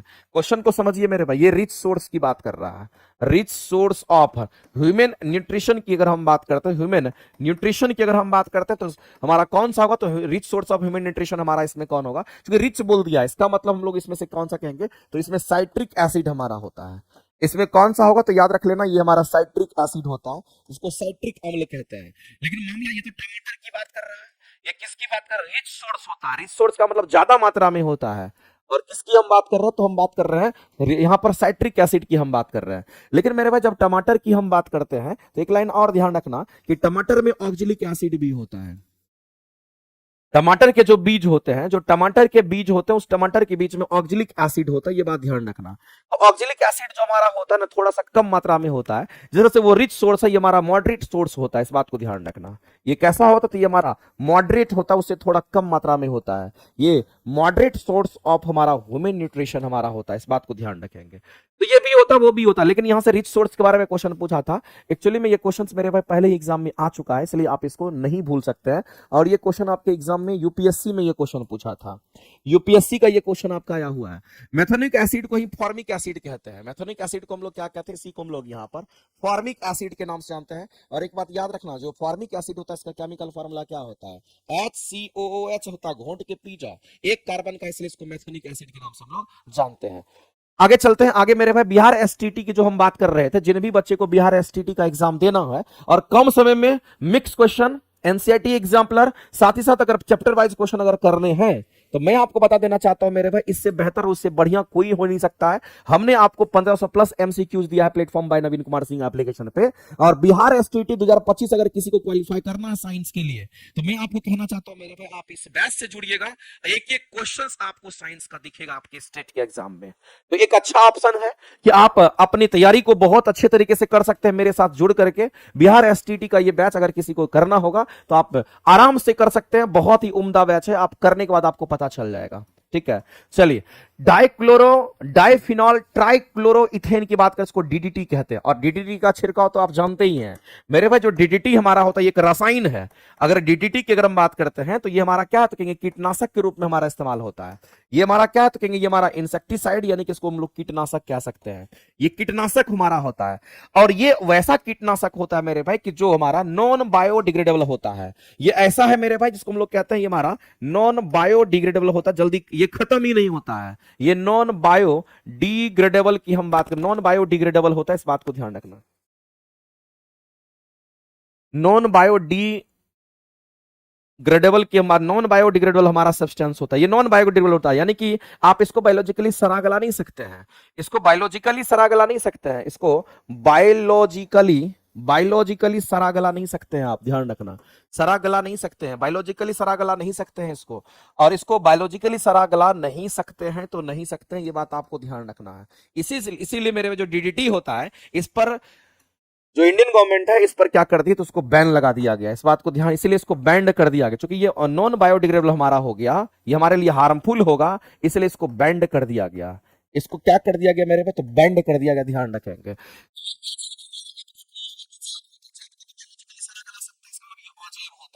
अजैव अपघटनीय प्रदूषक के रूप में होता है, नॉन बायोडिग्रेडेबल पोल्यूटेंट्स के रूप में हमारा होता है, ये चीज आपको ध्यान रखना है। ठीक है, इसीलिए मेरे भाई इस क्वेश्चन का अगर आंसर करेंगे तो ऑप्शन नंबर हमारा क्या होगा, तो आंसर करेंगे ऑप्शन नंबर ए आपका राइट हो जाएगा, ध्यान रखना। आगे चलते हैं नेक्स्ट। अगला प्रकाश रासायनिक धुंध में सदैव क्या होता है, तो ओजोन होता है। फोटोकेमिकल स्मोक में हमारा क्या होता है, ओजोन होता है। तो मेरे भाई फोटोकेमिकल स्मोक ओजोन के कारण ही होता है, इस बात को ध्यान रखना। हम किसकी बात कर रहे हैं, तो हम यहाँ पर फोटोकेमिकल स्मोक की बात कर रहे हैं,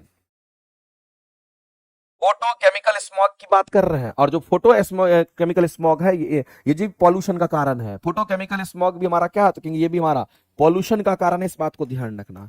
ये भी हमारा क्या, तो कहेंगे यहाँ पर पॉल्यूशन का कारण है, इस बात को ध्यान रखना। लेकिन फोटो केमिकल स्मॉग का जो फॉर्मेशन होता है, इसका जो निर्माण होता है वो किससे होता है, इसका निर्माण मेरे को ओजोन से होता है। किससे होगा, तो हम कहेंगे ओजोन से होता है, इस बात को ध्यान। और ओजोन को किससे दिखाते हैं, इसका सिंबॉलिक रिप्रेजेंटेशन हमारा O3 होता है, ये ओजोन से होता है, इस बात को ध्यान रखेंगे। तो ये फोटो केमिकल स्मॉग की अगर हम बात करते हैं मेरे भाई, जिसको हम लोग फोटो केमिकल स्मॉग की बात करते हैं, तो ये हमारा सेकेंडरी पॉल्यूटेंट्स के अंतर्गत हमारा आता है।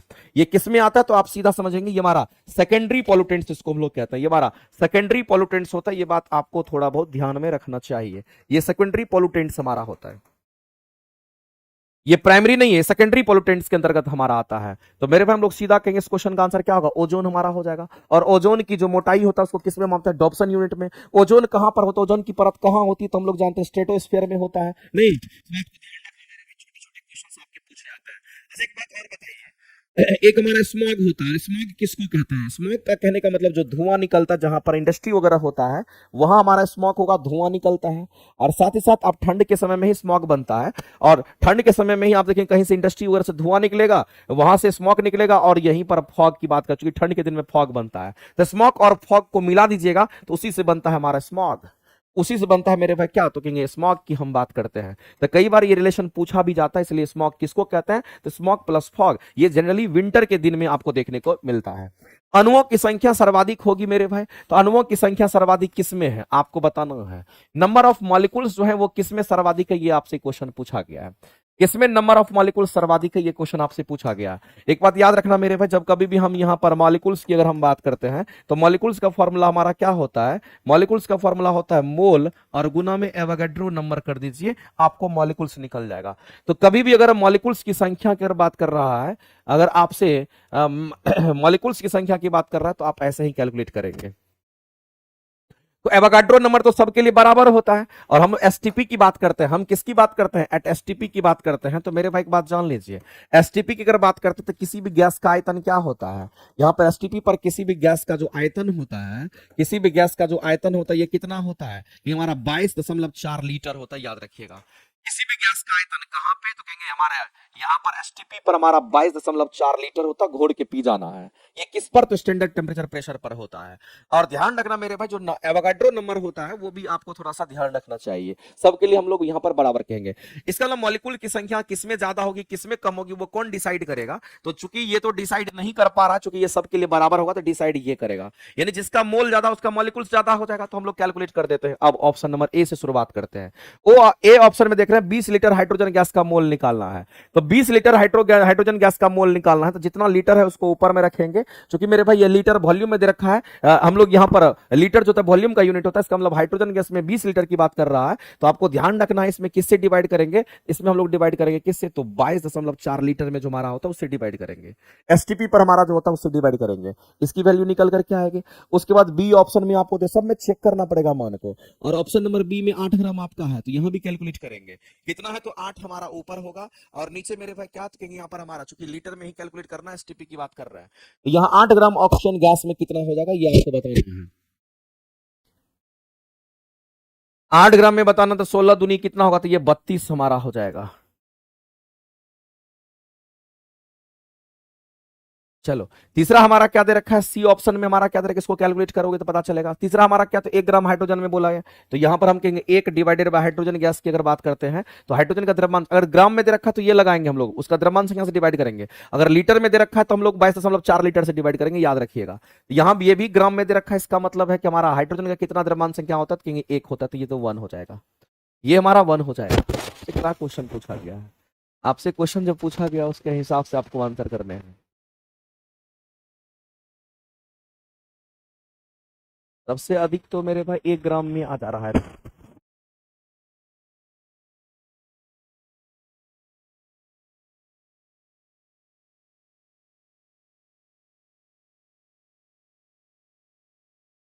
बताइए बताइए बताइए, सभी लोग बताइए थोड़ा बहुत।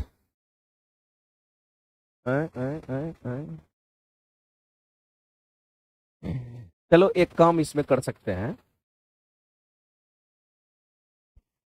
यहाँ ग्राम दे दिया है ना, अगर लीटर में होता तब तो 22.4 लीटर से ही डिवाइड करके निकालते हैं। ऐसे में तो ऑप्शन नंबर सी तब लग रहा है, क्योंकि इसमें से डिवाइड करोगे तो 1 से कम होगा, ये में डिवाइड करोगे 1 से कम हो जाएगा, इसका मान 1 से तो कम होगा ना, इसका भी मान 1 से कम होगा, लेकिन इसका मान तो 1 के बराबर हो रहा है। तो ऑप्शन सी होना चाहिए, ऑप्शन सी होना चाहिए इसका वैसे राइट, ऑप्शन सी होना चाहिए। लेकिन एक बार हम इसको वेरीफाई करेंगे, ठीक है, कि क्वेश्चंस में क्या एरर है, इसको एक बार वेरीफाई करेंगे। तो इसको हम रहने देते हैं होल्ड पे और इस बार वेरीफाई करेंगे, नेक्स्ट क्लास में कल आएंगे तो सबसे पहले यही बताएंगे आपको। आगे चलते हैं, अगला क्वेश्चन देख लेते हैं। अगला कह रहा है कि प्रतिजैविक, जिसको हम लोग क्या कहते हैं, एंटीबायोटिक्स कहते हैं ना, प्रतिजैविक कहने का मतलब एंटीबायोटिक हमारा होता है। एक बात बताइए मेरे भाई, जब हम एंटीबायोटिक की हम बात करते हैं, ये जो हमारा एंटीबायोटिक होता है ये किस में काम करता है, तो एंटीबायोटिक जब भी यूज होता है ना, बैक्टीरियल इन्फेक्शन के लिए इस्तेमाल होता है। किसके लिए यूज होगा, बैक्टीरियल इन्फेक्शन के लिए इस्तेमाल होता है, ये बात आपको ध्यान रखना है। ये किसके लिए, तो आपको ध्यान रखना है कि जो भी बैक्टीरियल डिजीज होता है या बैक्टीरियल इन्फेक्शन होता है उसके लिए हमारा इस्तेमाल होता है। ये बैक्टीरियल इन्फेक्शन की अगर हम बात करते हैं, अगर बैक्टीरियल इन्फेक्शन की बात करते हैं उसके लिए हम लोग एंटीबायोटिक खाते हैं। सबसे पहला एंटीबायोटिक कौन था मेरे भाई, सबसे पहला एंटीबायोटिक जो बनाया गया था, सबसे पहला एंटीबायोटिक कौन था, तो सबसे पहला एंटीबायोटिक कौन था, तो कहेंगे सबसे पहला ये एंटीबायोटिक कौन था मेरे भाई, तो कहेंगे सबसे पहला जो एंटीबायोटिक था वो हमारा पेंसिलिन था, याद रखेंगे वो कौन था, तो उसको हम लोग पेंसिलिन कहते हैं, इस बात को ध्यान रखना। और ये पेंसिलिन जो एंटीबायोटिक था ये किससे बनाया गया था, तो ये कवक से बनाया गया था। कवक जिसको आप फंगी कहते हैं, जिसको आप फंगी कहते हैं, इस बात को ध्यान रखना, फंजाई। और कौन कवक, तो नोटाटम, पेनिसिलियम नोटाटम नाम ही उसका है, पेनिसिलियम, पेनिसिलियम नोटाटम कवक की हम बात करते हैं। तो पेनिसिलियम नोटाटम कवक से मेरे पास पेंसिलिन दवाई बनाई गई थी, और ये किसने तैयार किया था, तो अलेक्जेंडर फ्लेमिंग की हम बात करते हैं। इसने तो याद रखना मेरे भाई एलेक्जेंडर, हम किसकी बात कर रहे हैं, तो यहां पर फ्लेमिंग की हम बात कर रहे हैं, अलेक्जेंडर फ्लेमिंग ने इसको बनाया था। तो ये बैक्टीरियल के लिए इन्फेक्शन के लिए हमारा इस्तेमाल होगा। अब मामला ये है कि जिसका प्रयोग टाइफाइड में करता है, और टाइफाइड हमारा कैसा है, तो कहेंगे टाइफाइड जो हमारा होता है ये बैक्टीरियल डिजीज होता है। ये कैसा डिजीज है, तो कहेंगे ये हमारा बैक्टीरियल डिजीज है, इस बात को ध्यान रखेंगे। और ये किस बैक्टीरिया से होगा, तो साल्मोनेला नामक टाइफी बैक्टीरिया से होता है। साल्मोनेला नामक टाइफी बैक्टीरिया, साल्मोनेला नामक टाइफी बैक्टीरिया से होता है, ध्यान रखेंगे। और ये कहां, तो दूषित जल के सेवन करने से हमारा होता है। इसके लिए जो दवाई एंटीबायोटिक यूज करते हैं उसको हम लोग क्या बोलते हैं, क्लोराम्फेनिकोल के नाम से हम लोग जानते हैं। क्लोराम्फेनिकोल हमारा किसके लिए, तो टाइफाइड के लिए ये हमारा इस्तेमाल होता है, और डॉक्टर लोग यही देता है। अगर किसी को टाइफाइड हो जाएगा तो यही एंटीबायोटिक उनको चलता है, इस बात को आप ध्यान रखेंगे, इस बात को ध्यान रखना मेरे में। वैसे ये भी एंटीबायोटिक है, ये भी एंटीबायोटिक है, लेकिन इसका इस्तेमाल टाइफाइड के लिए हम लोग करते हैं। टेरामाइसिन का इस्तेमाल कहां पे करते हैं, टेरामाइसिन का इस्तेमाल वहां पे करते हैं जैसे किसी का लंग्स में कोई हमारा फंगल लंग्स में हमारा कैसा कहेंगे, लंग्स में हमारा यहाँ पर बैक्टीरियल इन्फेक्शन हो जाता है, तो वहां पर टेरामाइसिन का इस्तेमाल किया जाता है। ये चीज थोड़ा सा आपको थोड़ा सा ध्यान रख लेना, और कहीं नहीं। लेकिन पहला एंटीबायोटिक कौन सा था वो भी ध्यान रखना है। और ध्यान रखना मेरे भाई, टेरामाइसिन कहां यूज करते हैं, तो लंग्स में जब बैक्टीरियल इन्फेक्शन होता है तो वहां यूज करते हैं। लंग्स में समझ रहे हैं ना, तो लंग्स जिसको फेफड़ा कहते हैं, लंग्स में बैक्टीरियल इन्फेक्शन अगर होता है तो उसके लिए इसका इस्तेमाल करते हैं। बैक्टीरियल इन्फेक्शन अगर होता है उसके लिए इसका इस्तेमाल करते हैं, ये चीज आपको ध्यान रखना है। प्रोटीन संश्लेषण के जो क्रियात्मक इकाई है उसको क्या कहते हैं, मेरे भी प्रोटीन संश्लेषण की बात कही जा रही है। और प्रोटीन का संश्लेषण कौन करता है, तो राइबोसोम करता है। प्रोटीन का संश्लेषण कौन करता है, कहेंगे राइबोसोम करता है। और याद रखना, राइबोसोम के समूह को ही पॉलीसोम कहा जाता है। राइबोसोम के समूह को क्या कहते हैं, तो राइबोसोम राइबोसोम राइबोसोम के समूह को क्या कहते हैं, तो राइबोसोम के समूह को पॉलीसोम कहते हैं। राइबोसोम के समूह को क्या कहते हैं मेरे भाई, तो इसको हम लोग यहां पर ध्यान रखना पॉलीसोम के नाम से जानते हैं, ये बात याद रखना है आपको। तो राइबोसोम के समूह को पॉलीसोम कहते हैं। और क्वेश्चन में बोला कि राइबोसोम का जो क्रियात्मक इकाई है वो किस क्या कहलाएगा, क्रियात्मक इकाई कहने का मतलब हमारा पॉलीसोम कहलाएगा। और इस क्वेश्चन के अगर आंसर करेंगे तो ऑप्शन नंबर बी आपका राइट हो जाएगा। अगर पॉलीसोम को मेरे भाई आप पॉलीसोम की अगर हम बात करते हैं तो पॉलीसोम क्या है, बहुत सारे राइबोसोम मिलकर के हमारा पॉलीसोम बनता है, इस बात को ध्यान रखना। और इसी को हम लोग क्या कह सकते हैं, तो इसी को हम लोग पॉलीराइबोसोम के नाम से भी जान, पॉलीसोम को पॉलीराइसोम भी कह सकते, पॉलीराइबोसोम भी कह सकते हैं। इसी को आप दूसरा नाम भी याद रख लीजिएगा, पॉलीसोम को ही पॉलीराइबोसोम के नाम से भी जानते हैं। इसी को पॉली राइबोसोम के नाम से भी जानते हैं, ये चीज आपको ध्यान रखना है। लाइसोसोम मेरे भाई सुसाइड बैग, जो आत्महत्या की थैली की बात करते हैं, इसको हम लोग क्या कहते हैं, तो ये बात पता होगा, ये आत्महत्या की थैली होती है। आत्महत्या की जो थैली है उसको किसको कहते हैं, तो हम लोग को ध्यान, लाइसोसोम को। और लाइसोसोम जो होता है मेरे भाई, इसी के पास हमारा हाइड्रोलाइटिक एंजाइम्स होता है, जो कि क्या करता है, सेल जो होते हैं डेड सेल्स वगैरह को मारने का काम करता है। लेकिन लाइसोसोम कहां पे होता है मौजूद, तो मेरे भाई ये एनिमल सेल में होता है। ये केवल और केवल किस में होगा, तो ये एनिमल सेल में होता है। ये एनिमल सेल में प्रेजेंट होता है, जबकि ये प्लांट सेल में मौजूद नहीं होता है। ये बात भी ध्यान रखना, ये हमारे प्लांट सेल में नहीं होता है, ठीक है। आगे चलते हैं। अगला बोमिन कैप्सूल का नाम आपने सुना होगा, नेफ्रॉन, जो मेरे भाई किडनी की किडनी की इकाई की अगर हम बात करते हैं तो ये बात भी आपको ध्यान रखना है कि किडनी का जो फंक्शनल यूनिट होता है, किडनी के फंक्शनल यूनिट की अगर हम बात करते हैं तो किडनी का जो फंक्शनल यूनिट हमारा होता है उसको क्या कहता है, किडनी के फंक्शनल यूनिट को हम लोग क्या कहते हैं, तो नेफ्रॉन कहते हैं। इसी को हम लोग नेफ्रॉन कहते हैं। और नेफ्रॉन में आप देखते होंगे कि कुछ इस तरह का हमारा स्ट्रक्चर बनता है, ये नेफ्रॉन का स्ट्रक्चर होता है। और ऐसे करके मेरे भाई ये हमारा नेफ्रॉन का स्ट्रक्चर होता है इस तरीके से हमारा। तो इसी में यू शेप में जो आपको दिख रहा है ना, इसको बोमेन्स कैप्सूल कहते हैं। यू शेप में जो दिख रहा है इसी को हम लोग क्या कहते हैं, बोमेन्स कैप्सूल कहते हैं। बोमेन्स कैप्सूल के नाम से आता है, ये बात आपको ध्यान रखना है। और यहां पर क्या होता है मेरे भाई, तो बोमेन्स कैप्सूल के ऊपर में अगर आप देखेंगे तो यहीं पर हमारा क्या होता है, कहेंगे यहीं पर हमारा ग्लोमेरुल्स बना हुआ रहता है। यहीं इसके ऊपर में ग्लोमेरुल्स हमारा होता है, ये ग्लोमेरुल्स होता है, जालीनुमा संरचना में ग्लोमेरुल्स होता है। इसको हम लोग क्या कहेंगे, इसको लोग यहां पर याद रखना कि ग्लोमुरल्स, ग्लोमुरल्स के नाम से हम लोग जानते हैं, इसको ग्लोमेरुल्स कहते हैं। अब मेरे भाई यूरिन वगैरह का फिल्ट्रेशन कहाँ होता है, तो यहीं पर होता है। फिल्टर वगैरह होगा तो यहीं से होता है, तो फिल्ट्रेशन ऐसे ही हमारा इसी जगह से होता है। और यहीं से जब फिल्टर होता है तो हमारा यूरिन जो होता है हमारा क्या होता है, यूरिन फिल्टर होकर के बाहर हो जाता है। यूरिन का फिल्ट्रेशन होकर के बाहर हो जाता है। और अवशोषण किसका होता है इसमें, तो ग्लूकोज का अवशोषण होता है मुख्य रूप से, पानी वगैरह का भी अवशोषित होता है, लेकिन यूरिन हमारा इसी से बाहर निकल जाता है। तो बोमेन्स संपूर्ण, जिसको बोमेन्स कैप्सूल कहते हैं, का तरल होता है। तो मेरे भाई the fluid of Bowman's capsule is बताइए वो कौन सा फ्लूइड हमारा होगा? बोमेन्स कैप्सूल से जो निकला हुआ फ्लूइड होगा उसको यूरिन कहेंगे और उसी को मूत्र कहेंगे और यहां पर उसी का फिल्ट्रेशन हमारा होता है। आंसर करेंगे ऑप्शन नंबर हमारा क्या होगा? तो बी करेक्ट हो जाएगा। जल हम लोग नहीं कहेंगे, मूत्र की बात करेंगे, वहां से हमारा यूरिन का फिल्ट्रेशन होता है। एक बच्चे का डीएनए का जब फिंगर प्रिंटिंग कराया जाता है तो मेरे भाई जब बच्चे के डीएनए फिंगर प्रिंटिंग की बात करते हैं तो मेरे भाई 50% मां के समान और 50% पिता के समान होगा। तो ये भी स्टेटमेंट हमारा सही है, 50% माता 50% पिता हो जाएगा। और मां के डीएनए के प्रिंट से 100% मिलता जुलता भी हो सकता है और बिल्कुल माता पिता दोनों के समान होगा। तो ये तीनों पॉसिबिलिटी हमारा है। उस बच्चे की अगर बात करेंगे तीनों पॉसिबिलिटी, इसलिए हम लोग आंसर क्या करेंगे? डी करेक्ट करेंगे। अगला जीन की बात करते हैं और हम सभी लोग जानते हैं जो हमारा जीन होता है ये क्या होता है? तो मेरे भाई डीएनए के टुकड़े को हम लोग क्या कहते हैं? डीएनए के छोटे से भाग को क्या कहते हैं? तो डीएनए के छोटे से भाग को क्या कहते हैं? डीएनए के छोटे से भाग को हम लोग जीन कहते हैं। अब अगर हम लोग बात करते हैं मेरे भाई जीन का जो फंक्शनल यूनिट होता है हमारा हेरिडिटी होता है, याद रखेंगे। और दूसरी बात आपको ध्यान रखना है कि जो जीन हमारा होता है जीन डैश की गतिविधि के माध्यम से लक्षणों को नियंत्रित करता है। तो मेरे भाई जीन अगर लक्षण को कंट्रोल करने का काम करता है तो हार्मोन के माध्यम से, किसके माध्यम से? तो आपको ध्यान रखना है ये हार्मोन का सब खेला है। ये हार्मोन्स के माध्यम से, हार्मोन के माध्यम से क्या करता है? तो हार्मोन के माध्यम से आपको ध्यान रखना है ये लक्षणों को कंट्रोल करने का काम करता है। लक्षणों को क्या करता है? लक्षणों को कंट्रोल करने का हमारा काम करता है। इस बात को ध्यान रखेंगे, जिसको हम लोग जीन कहते हैं। तो डीएनए के टुकड़े को हम लोग क्या कहते हैं? जीन कहते हैं। इस बात को ध्यान रखना मेरे भाई, छोटा सा पॉइंट है, इसको आप ध्यान रख लीजिएगा। तो यहां पर हार्मोन हमारा हो जाएगा राइट। आगे चलते हैं। कौन सा दाद का कारक नहीं है? रोग कारक हमारा नहीं है, वो क्वेश्चन आपसे पूछा गया। थोड़ा सा फास्ट हम होंगे। कौन सा दाद का, जो दाद खाज होता है उसका रोग कारक कौन सा नहीं है? इस बात को आपको बताना है। बताइए मेरे भाई कौन सा नहीं है? तो इसमें से हमारा मैक्रोस्पोरम नहीं होगा, माइक्रो होता है, माइक्रो होगा। ट्राइकोफाइटन हमारा होगा। ये सब हमारा दांत खाज में यूज होता है। और दांत खाज कैसे होता है? जैसे रिंग बॉम वगैरह होता है। दांत खाज जो होता है स्किन में जो डिजीज होता है, जो फंगल डिजीज होता है हमारा। तो मेरे भाई दाद का रोग कारक कहने का मतलब है जिससे कि दाद खाज होता है, उसके लिए हमारा जो ये दोनों के दोनों आप देखो। वैसे तो अगर हम लोग पढ़ते हैं मेरे भाई तो इस बात को ध्यान रखना ये तीनों के तीनों हमारा फंगल ही है।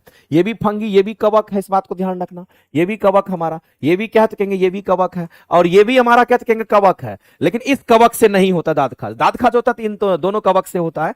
एक और नाम याद रख लीजिएगा मेरे भाई, हम आपको लिखा देते हैं। वैसे इतना ऐसा क्वेश्चन, ये सब क्वेश्चन आपका आने वाला नहीं है, ध्यान रखेंगे। तो इसमें आपको ध्यान रखना किससे किससे दाद खाज होता है। एक तो माइक्रो हमारा हो गया जो लिखा हुआ है, माइक्रोस्पोरम की अगर हम बात करते हैं ये हमारा कवक है। दूसरा आपको याद रखना मेरे भाई ट्राइको, TRICHOPHYTON, ट्राइकोफाइटोन की बात करते हैं। और तीसरा हमारा क्या होगा? एपिडर्मो, याद रखेंगे एपिडर्मोफाइटोन की हम बात करते हैं। एपिडर्मोफाइटोन की हम बात करते हैं। तो ये तीन को जो हमारा होता है, ये तीन को जो है मेरे भाई याद रखना, ये तीनों कवक है और इन तीनों से रिंगवर्म होता है। इसके कारण क्या होता है? इसके कारण दाद खाज होता है। इस बात को ध्यान रखना, इसके कारण दाद खाज होता है। इस बात को ध्यान रखना। ये तीनों के तीनों हमारे क्या है? तो कहेंगे कवक है। कवक से दाद खाज होता है। लेकिन माइक्रो, ये मैक्रो से नहीं होता है, माइक्रो से होता है, आई लगा हुआ, इससे होता है, मैक्रो से नहीं होता है। आगे चलते हैं। डीएनए के एक खंड को, जीनोम के एक स्थान से दूसरे स्थान तक संचलन को क्या कहते हैं मेरे भाई? तो डीएनए के एक खंड का, मेरे भाई डीएनए के एक खंड को तो जीन कहते हैं। डीएनए के एक खंड को क्या कहते हैं? एक खंड को क्या कहते हैं? जीन कहते हैं। हम सभी लोग जानते हैं डीएनए के छोटे से टुकड़े के भाग को जीन कहते हैं। और डीएनए के एक खंड के जीनोम को एक स्थान से दूसरे स्थान तक का संचलन जो होता है उसको क्या कहते हैं? ये आपसे पूछा गया। यानी एक स्थान से दूसरे स्थान तक उसको अगर लेके जाते हैं उसको हम लोग क्या कहते हैं? तो जाहिर सी बात है ऐसी परिस्थिति में हम लोग इस क्वेश्चन का आंसर क्या करेंगे? तो हम लोग यहां पर आंसर करेंगे क्या? तो डीएनए की अगर बात, इसको डीएनए ट्रांसक्रिप्शन के नाम से हम लोग जानते हैं। इसको लोग डीएनए ट्रांसक्रिप्शन के नाम से हम लोग जानते हैं। उसके एक खंड को दूसरे खंड तक अगर पहुंचाते हैं तो डीएनए ट्रांसक्रिप्शन हमारा होता है। तो डीएनए के एक खंड को जीनोम तक दूसरे स्थान तक पहुंचाते हैं तो इसको हम लोग डीएनए ट्रांसक्रिप्शन के नाम से जानते हैं। एक स्थान से दूसरे स्थान तक अगर पहुंचाते हैं उस जीनोम को हम लोग क्या कहते हैं? तो जीनोम के एक स्थान से दूसरे संचलन क्या कहलाता है? उसको हम लोग क्या कहेंगे मेरे भाई? तो आप ध्यान रखेंगे, इसको हम लोग कहेंगे जो संचलन कहलाता है उसको हम लोग क्या कहते हैं? डीएनए ट्रांसक्रिप्शन के नाम से जानते हैं। ये हमारा डीएनए ट्रांसक्रिप्शन हमारा कहलाता है, इसको आप याद रख लीजिएगा। डीएनए ट्रांसक्रिप्शन हमारा होता है। चलो इसमें से कोई ऑप्शन नहीं हमारा है। अगर उत्तर म्यूटेशन थ्योरी किसने, ह्यूगो ब्रिज ने दिया था। और म्यूटेशन थ्योरी में क्या होता है? हमारा डीएनए के सीक्वेंस में अचानक परिवर्तन आ जाना, तो ये भी नहीं। आगे चलते हैं। पादप रोगों के जैविक नियंत्रण के लिए इनमें से कौन सा एक कवक उपयोगी माना गया है? तो बताइए मेरे भाई, जैविक नियंत्रण की बात करता है। कैसी बात कर रहा है? तो जैविक नियंत्रण में बोला गया है। जैविक नियंत्रण में बोला गया है कौन सा एक कवक उपयोगी माना जाता है, बताइए। बायोलॉजिकली कंट्रोल हम लोग किससे हम लोग करते हैं, ये क्वेश्चन आपसे पूछा गया है। तो ध्यान रखना मेरे भाई, ट्राइकोडर्मा, ट्राइकोडर्मा कवक है जो कि कीटनाशी होता है। ट्राइकोडर्मा कवक जो है, ये ट्राइकोडर्मा कवक जो हमारा होता है ये कीटनाशी होता है, इस बात को ध्यान रखेंगे। ये कैसा है तो कहेंगे ये हमारा कीटनाशी होता है। ये कवक है मगर ये मेरे भाई कवक होते हुए ये क्या कहेंगे, कीटनाशी है। कवक भी है और ये कीटनाशी है, कीट को क्या करता है, खत्म कर देता है, इसलिए इसको कीटनाशी कहते हैं। ये कवक है और कीटनाशी की हम बात करते हैं, इसको आप याद रख लीजिएगा। आगे निम्नलिखित में से कौन सा प्रारंभन हमारा क्या है तो कोडोन है। तो प्रारंभन कोडोन हमारा कौन सा है तो कहेंगे प्रारंभन कोडोन जो हमारा होता है उसको हम लोग एयूजी के नाम से हम लोग जानते हैं, कैपिटल एयूजी के नाम से हम लोग जानते हैं। और प्रारंभन कोडोन एयूजी की अगर हम बात करते हैं मेरे भाई तो ये प्रोटीन संश्लेषण का शुरुआत करता है। ये किसका शुरुआत करता है तो हम लोग को ध्यान रखना है, जिसको एयूजी हम लोग कहते हैं, ये इसी को हम लोग क्या बोल दिया गया, इसी को हम लोग यहाँ पर प्रारंभन कोडोन के नाम से हम लोग जानते हैं, ये प्रारंभन कोडोन कहते हैं। और ये एयूजी प्रारंभ कोडोन जो हमारा होता है ये स्टार्ट करता है प्रोटीन संश्लेषण का, प्रोटीन का निर्माण का स्टार्ट यही करता है, प्रोटीन का संश्लेषण। प्रोटीन का जो संश्लेषण है वो स्टार्ट कौन करता है तो प्रोटीन का संश्लेषण का जो स्टार्ट करता है, स्टार्ट प्रोटीन संश्लेषण का जो स्टार्ट करता है वो कौन करता है, हमारा यही करता है। आंसर याद रखिएगा। नेक्स्ट आगे चलते हैं मेरे भाई, ये मंजिल बैच वगैरह आप देख रहे होंगे, ये 11th-12th के लिए होता है और एकेडमिक के लिए। चूजे का भ्रूणीय श्वसन अंग हमारा क्या होगा, चूजे का भ्रूणीय श्वसन अंग जो हमारा होता है उसको क्या बोलते हैं, एलेनाइट्स के नाम से हम लोग जानते हैं। हम लोगों का क्या होता है श्वसन अंग, हम लोग का श्वसन अंग फेफड़ा होता है, वैसे ही हमारा है। उसका अगला कहता है कि जैव मंडल आरक्षित, यानी कि बायोस्फीयर रिजर्व की बात कर रहा है मेरे भाई। तो ये कंजर्वेशन हमारा किसका होता है तो बायोस्फीयर रिजर्व की अगर बात करें। और एक बात जान लीजिए, बायोस्फीयर का मतलब क्या होता है। अगर हम लोग यहाँ पर बायोस्फीयर की अगर हम बात करते हैं, इस बायोस्फीयर का मतलब क्या होता है, इसका मतलब दोनों चीज हमारा हो जाएगा। इसमें हमारा क्या होगा कहेंगे, एक तो हमारा एक्वेटिक भी होगा और एक हमारा क्या होगा कहेंगे हमारा एक तो जलीय भी होगा, एक स्थलीय भाग भी होता है। इस बात को ध्यान रखेंगे, इसमें स्थलीय भाग भी होंगे और साथ ही इसमें कह सकते हैं हमारा जलीय भाग भी होंगे। तो यहाँ पर जलीय भाग के साथ साथ स्थलीय भाग और बायोस्फीयर हमारा सबसे बड़ा रिजर्व होता है। लेकिन मेरे पास ध्यान रखना है, ये बायोस्फीयर रिजर्व जो हमारा होता है ये कंजर्वेशन के लिए होता है। और याद रखना है आपको कि ये हमारा जो आनुवांशिकी का संरक्षण के लिए इस्तेमाल होता है, आनुवांशिकी के संरक्षण के लिए इस्तेमाल होता है। बायोस्फीयर रिजर्व की अगर हम बात करें, अगर बायोस्फीयर रिजर्व की अगर हम बात करेंगे तो ये किसके लिए होगा तो आनुवांशिकी संरक्षण के लिए हमारा इस्तेमाल होता है, इस बात को ध्यान रखेंगे।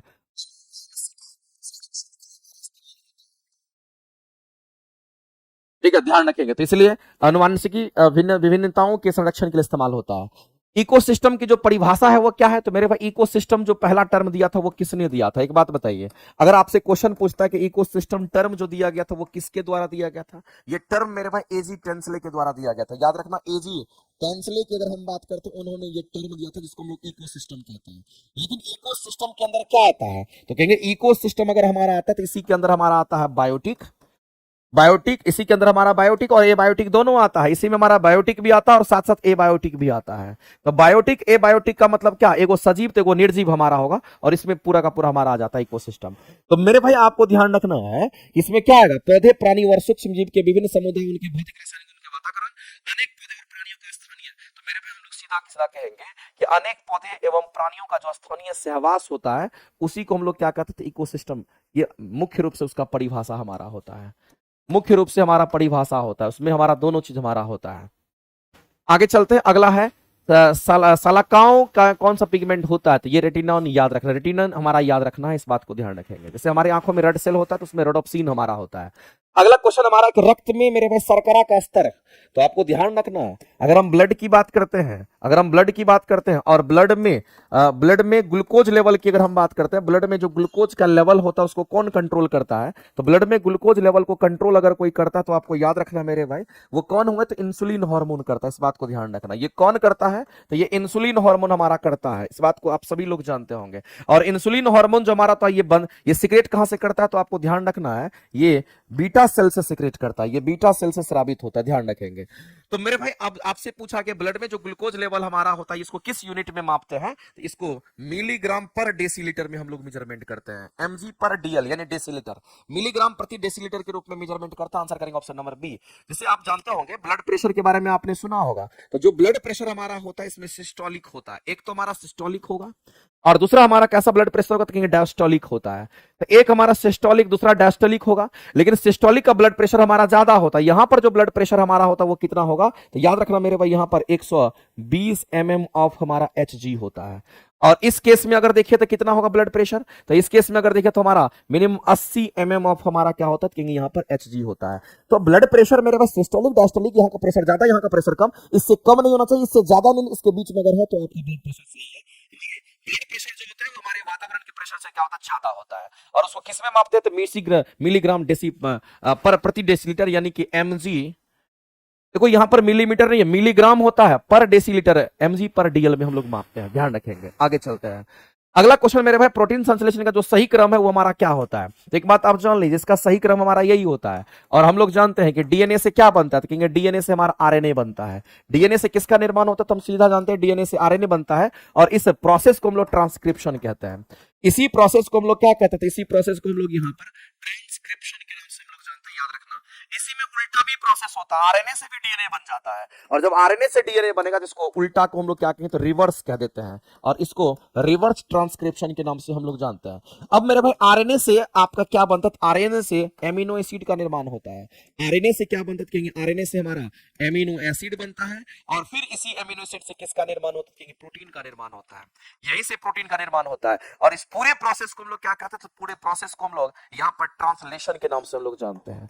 इसको हम लोग ट्रांसलेशन के नाम से जानते हैं, ये बात आपको ध्यान रखना। इसमें कई बार ये भी क्वेश्चन पूछता है कि अगर डीएनए से अगर डीएनए बन जाएगा तो क्या होगा। तो आपको ध्यान रखना मेरे भाई कि डीएनए से अगर डीएनए बनता है, इसको रेप्लिकेशन के नाम से जानते हैं। डीएनए से ही डीएनए बन जाएगा, इसको रेप्लिकेशन कहते हैं। इस बात को ध्यान, ये हमारा रेप्लिकेशन होता है, इसको रेप्लिका बोलते हैं, रेप्लिकेशन हो जाता है। तो प्रोसेस याद रखना। तो प्रोटीन संश्लेषण का मेरे भाई सही क्रम पूछा गया है। तो डीएनए से आरएनए, आरएनए से एमिनो एसिड, एमिनो एसिड से प्रोटीन हमारा बनता है। यानी इसमें से कौन सा आंसर टिक आउट करोगे, तो डीएनए से RNA, RNA amino acid, protein की बात करेंगे तो ऑप्शन नंबर बी आपको दिख रहा होगा। और ऑप्शन नंबर बी ही आपका राइट हो जाएगा। इस तरीके से मेरे भाई मैं आपसे कहना चाहता हूं कि अब आप समझ लीजिए सुगबुगाहट शुरू हो गया है। और जब सुगबुगाहट शुरू हो गया तो बहुत कुछ हो जाएगा। आपको तैयार रहना है। आपके पास जितना मटेरियल है उसी को बार बार रिवाइज करना है। कोई तो पढ़ाता पढ़ाने दीजिए, फर्क नहीं पड़ता है। हमको जितना आता है उसी को बार बार करेंगे, उसी मटेरियल को बार बार कीजिए, इतना बार कीजिए कि एग्जाम में एक क्वेश्चन वही दिखेगा आपको। बशर्ते कि लोगों को लगता है क्या हम ई पढ़ लेंगे, वो पढ़ लेंगे, ई मास्टर वो मास्टर कहेगा, तो ऐसे में उछल कूद करते रहेगा, जोकिंग करते रहेगा, कुछ नहीं होगा। और वही लोग फंस जाते हैं इसमें। लेकिन मेरे भाई मैं आपसे कहना चाहता हूं, अपनी स्टेबिलिटी और अपना एक सीट कंफर्म करने के लिए एक के काम करना, जो आपके पास है उसी को रगड़ के मेहनत करना है। थ्योरी नहीं है। मेरा बैच जो पढ़ रहे होंगे पढ़ते रहिए, उसको रिवीजन करते रहिए। और नियुक्ति बैच की क्लासेस भी आप करते रहिए। और शाम में ये टेस्ट जो हम डेली कराते हैं 40 क्वेश्चन, इसको भी आप करते रहिए। और अगर इससे भी समय बचता है वो गाइड खरीद लीजिए, क्वेश्चन बैंक का, उसको बनाते रहिए। इसके अलावा और कुछ करना, रिसर्च करने की जरूरत आपको नहीं है। शायद मेरे भाई इससे बेहतर और क्या हो सकता है। ठीक है, कल से हम कोशिश करेंगे थोड़ा सा और फास्ट करके। लास्ट में कुछ क्वेश्चन होता है तो उसको थोड़ा सा फास्ट हो जाते हैं, क्योंकि उसको भी मैनेज करके आपको कराना है। क्योंकि डिटेल एक्सप्लेनेशन अगर हो जाता है ना तो टाइम थोड़ा खींचा जाता है। लेकिन मेरा कोशिश रहेगा कि 1.5 घंटे में निपटा दें। आज थोड़ा सा ज्यादा समय ले भी लिए, लेकिन आप ध्यान रखेंगे मेरे भाई, इसी तरीके से आपकी क्लासेस ये चलती रहेंगी। आपको ये क्लासेस एकदम प्रॉपर जिस दिन तक एग्जाम होगा उस दिन तक अटेंड करते रहना है। ठीक है, तो चलिए आज के लिए इतना ही। बहुत बहुत धन्यवाद। लेकिन जितने लोग लाइव हैं सभी लोग एक बार सेशन को जरूर लाइक कीजिएगा। आज के लिए इतना ही। थैंक यू वेरी मच, धन्यवाद।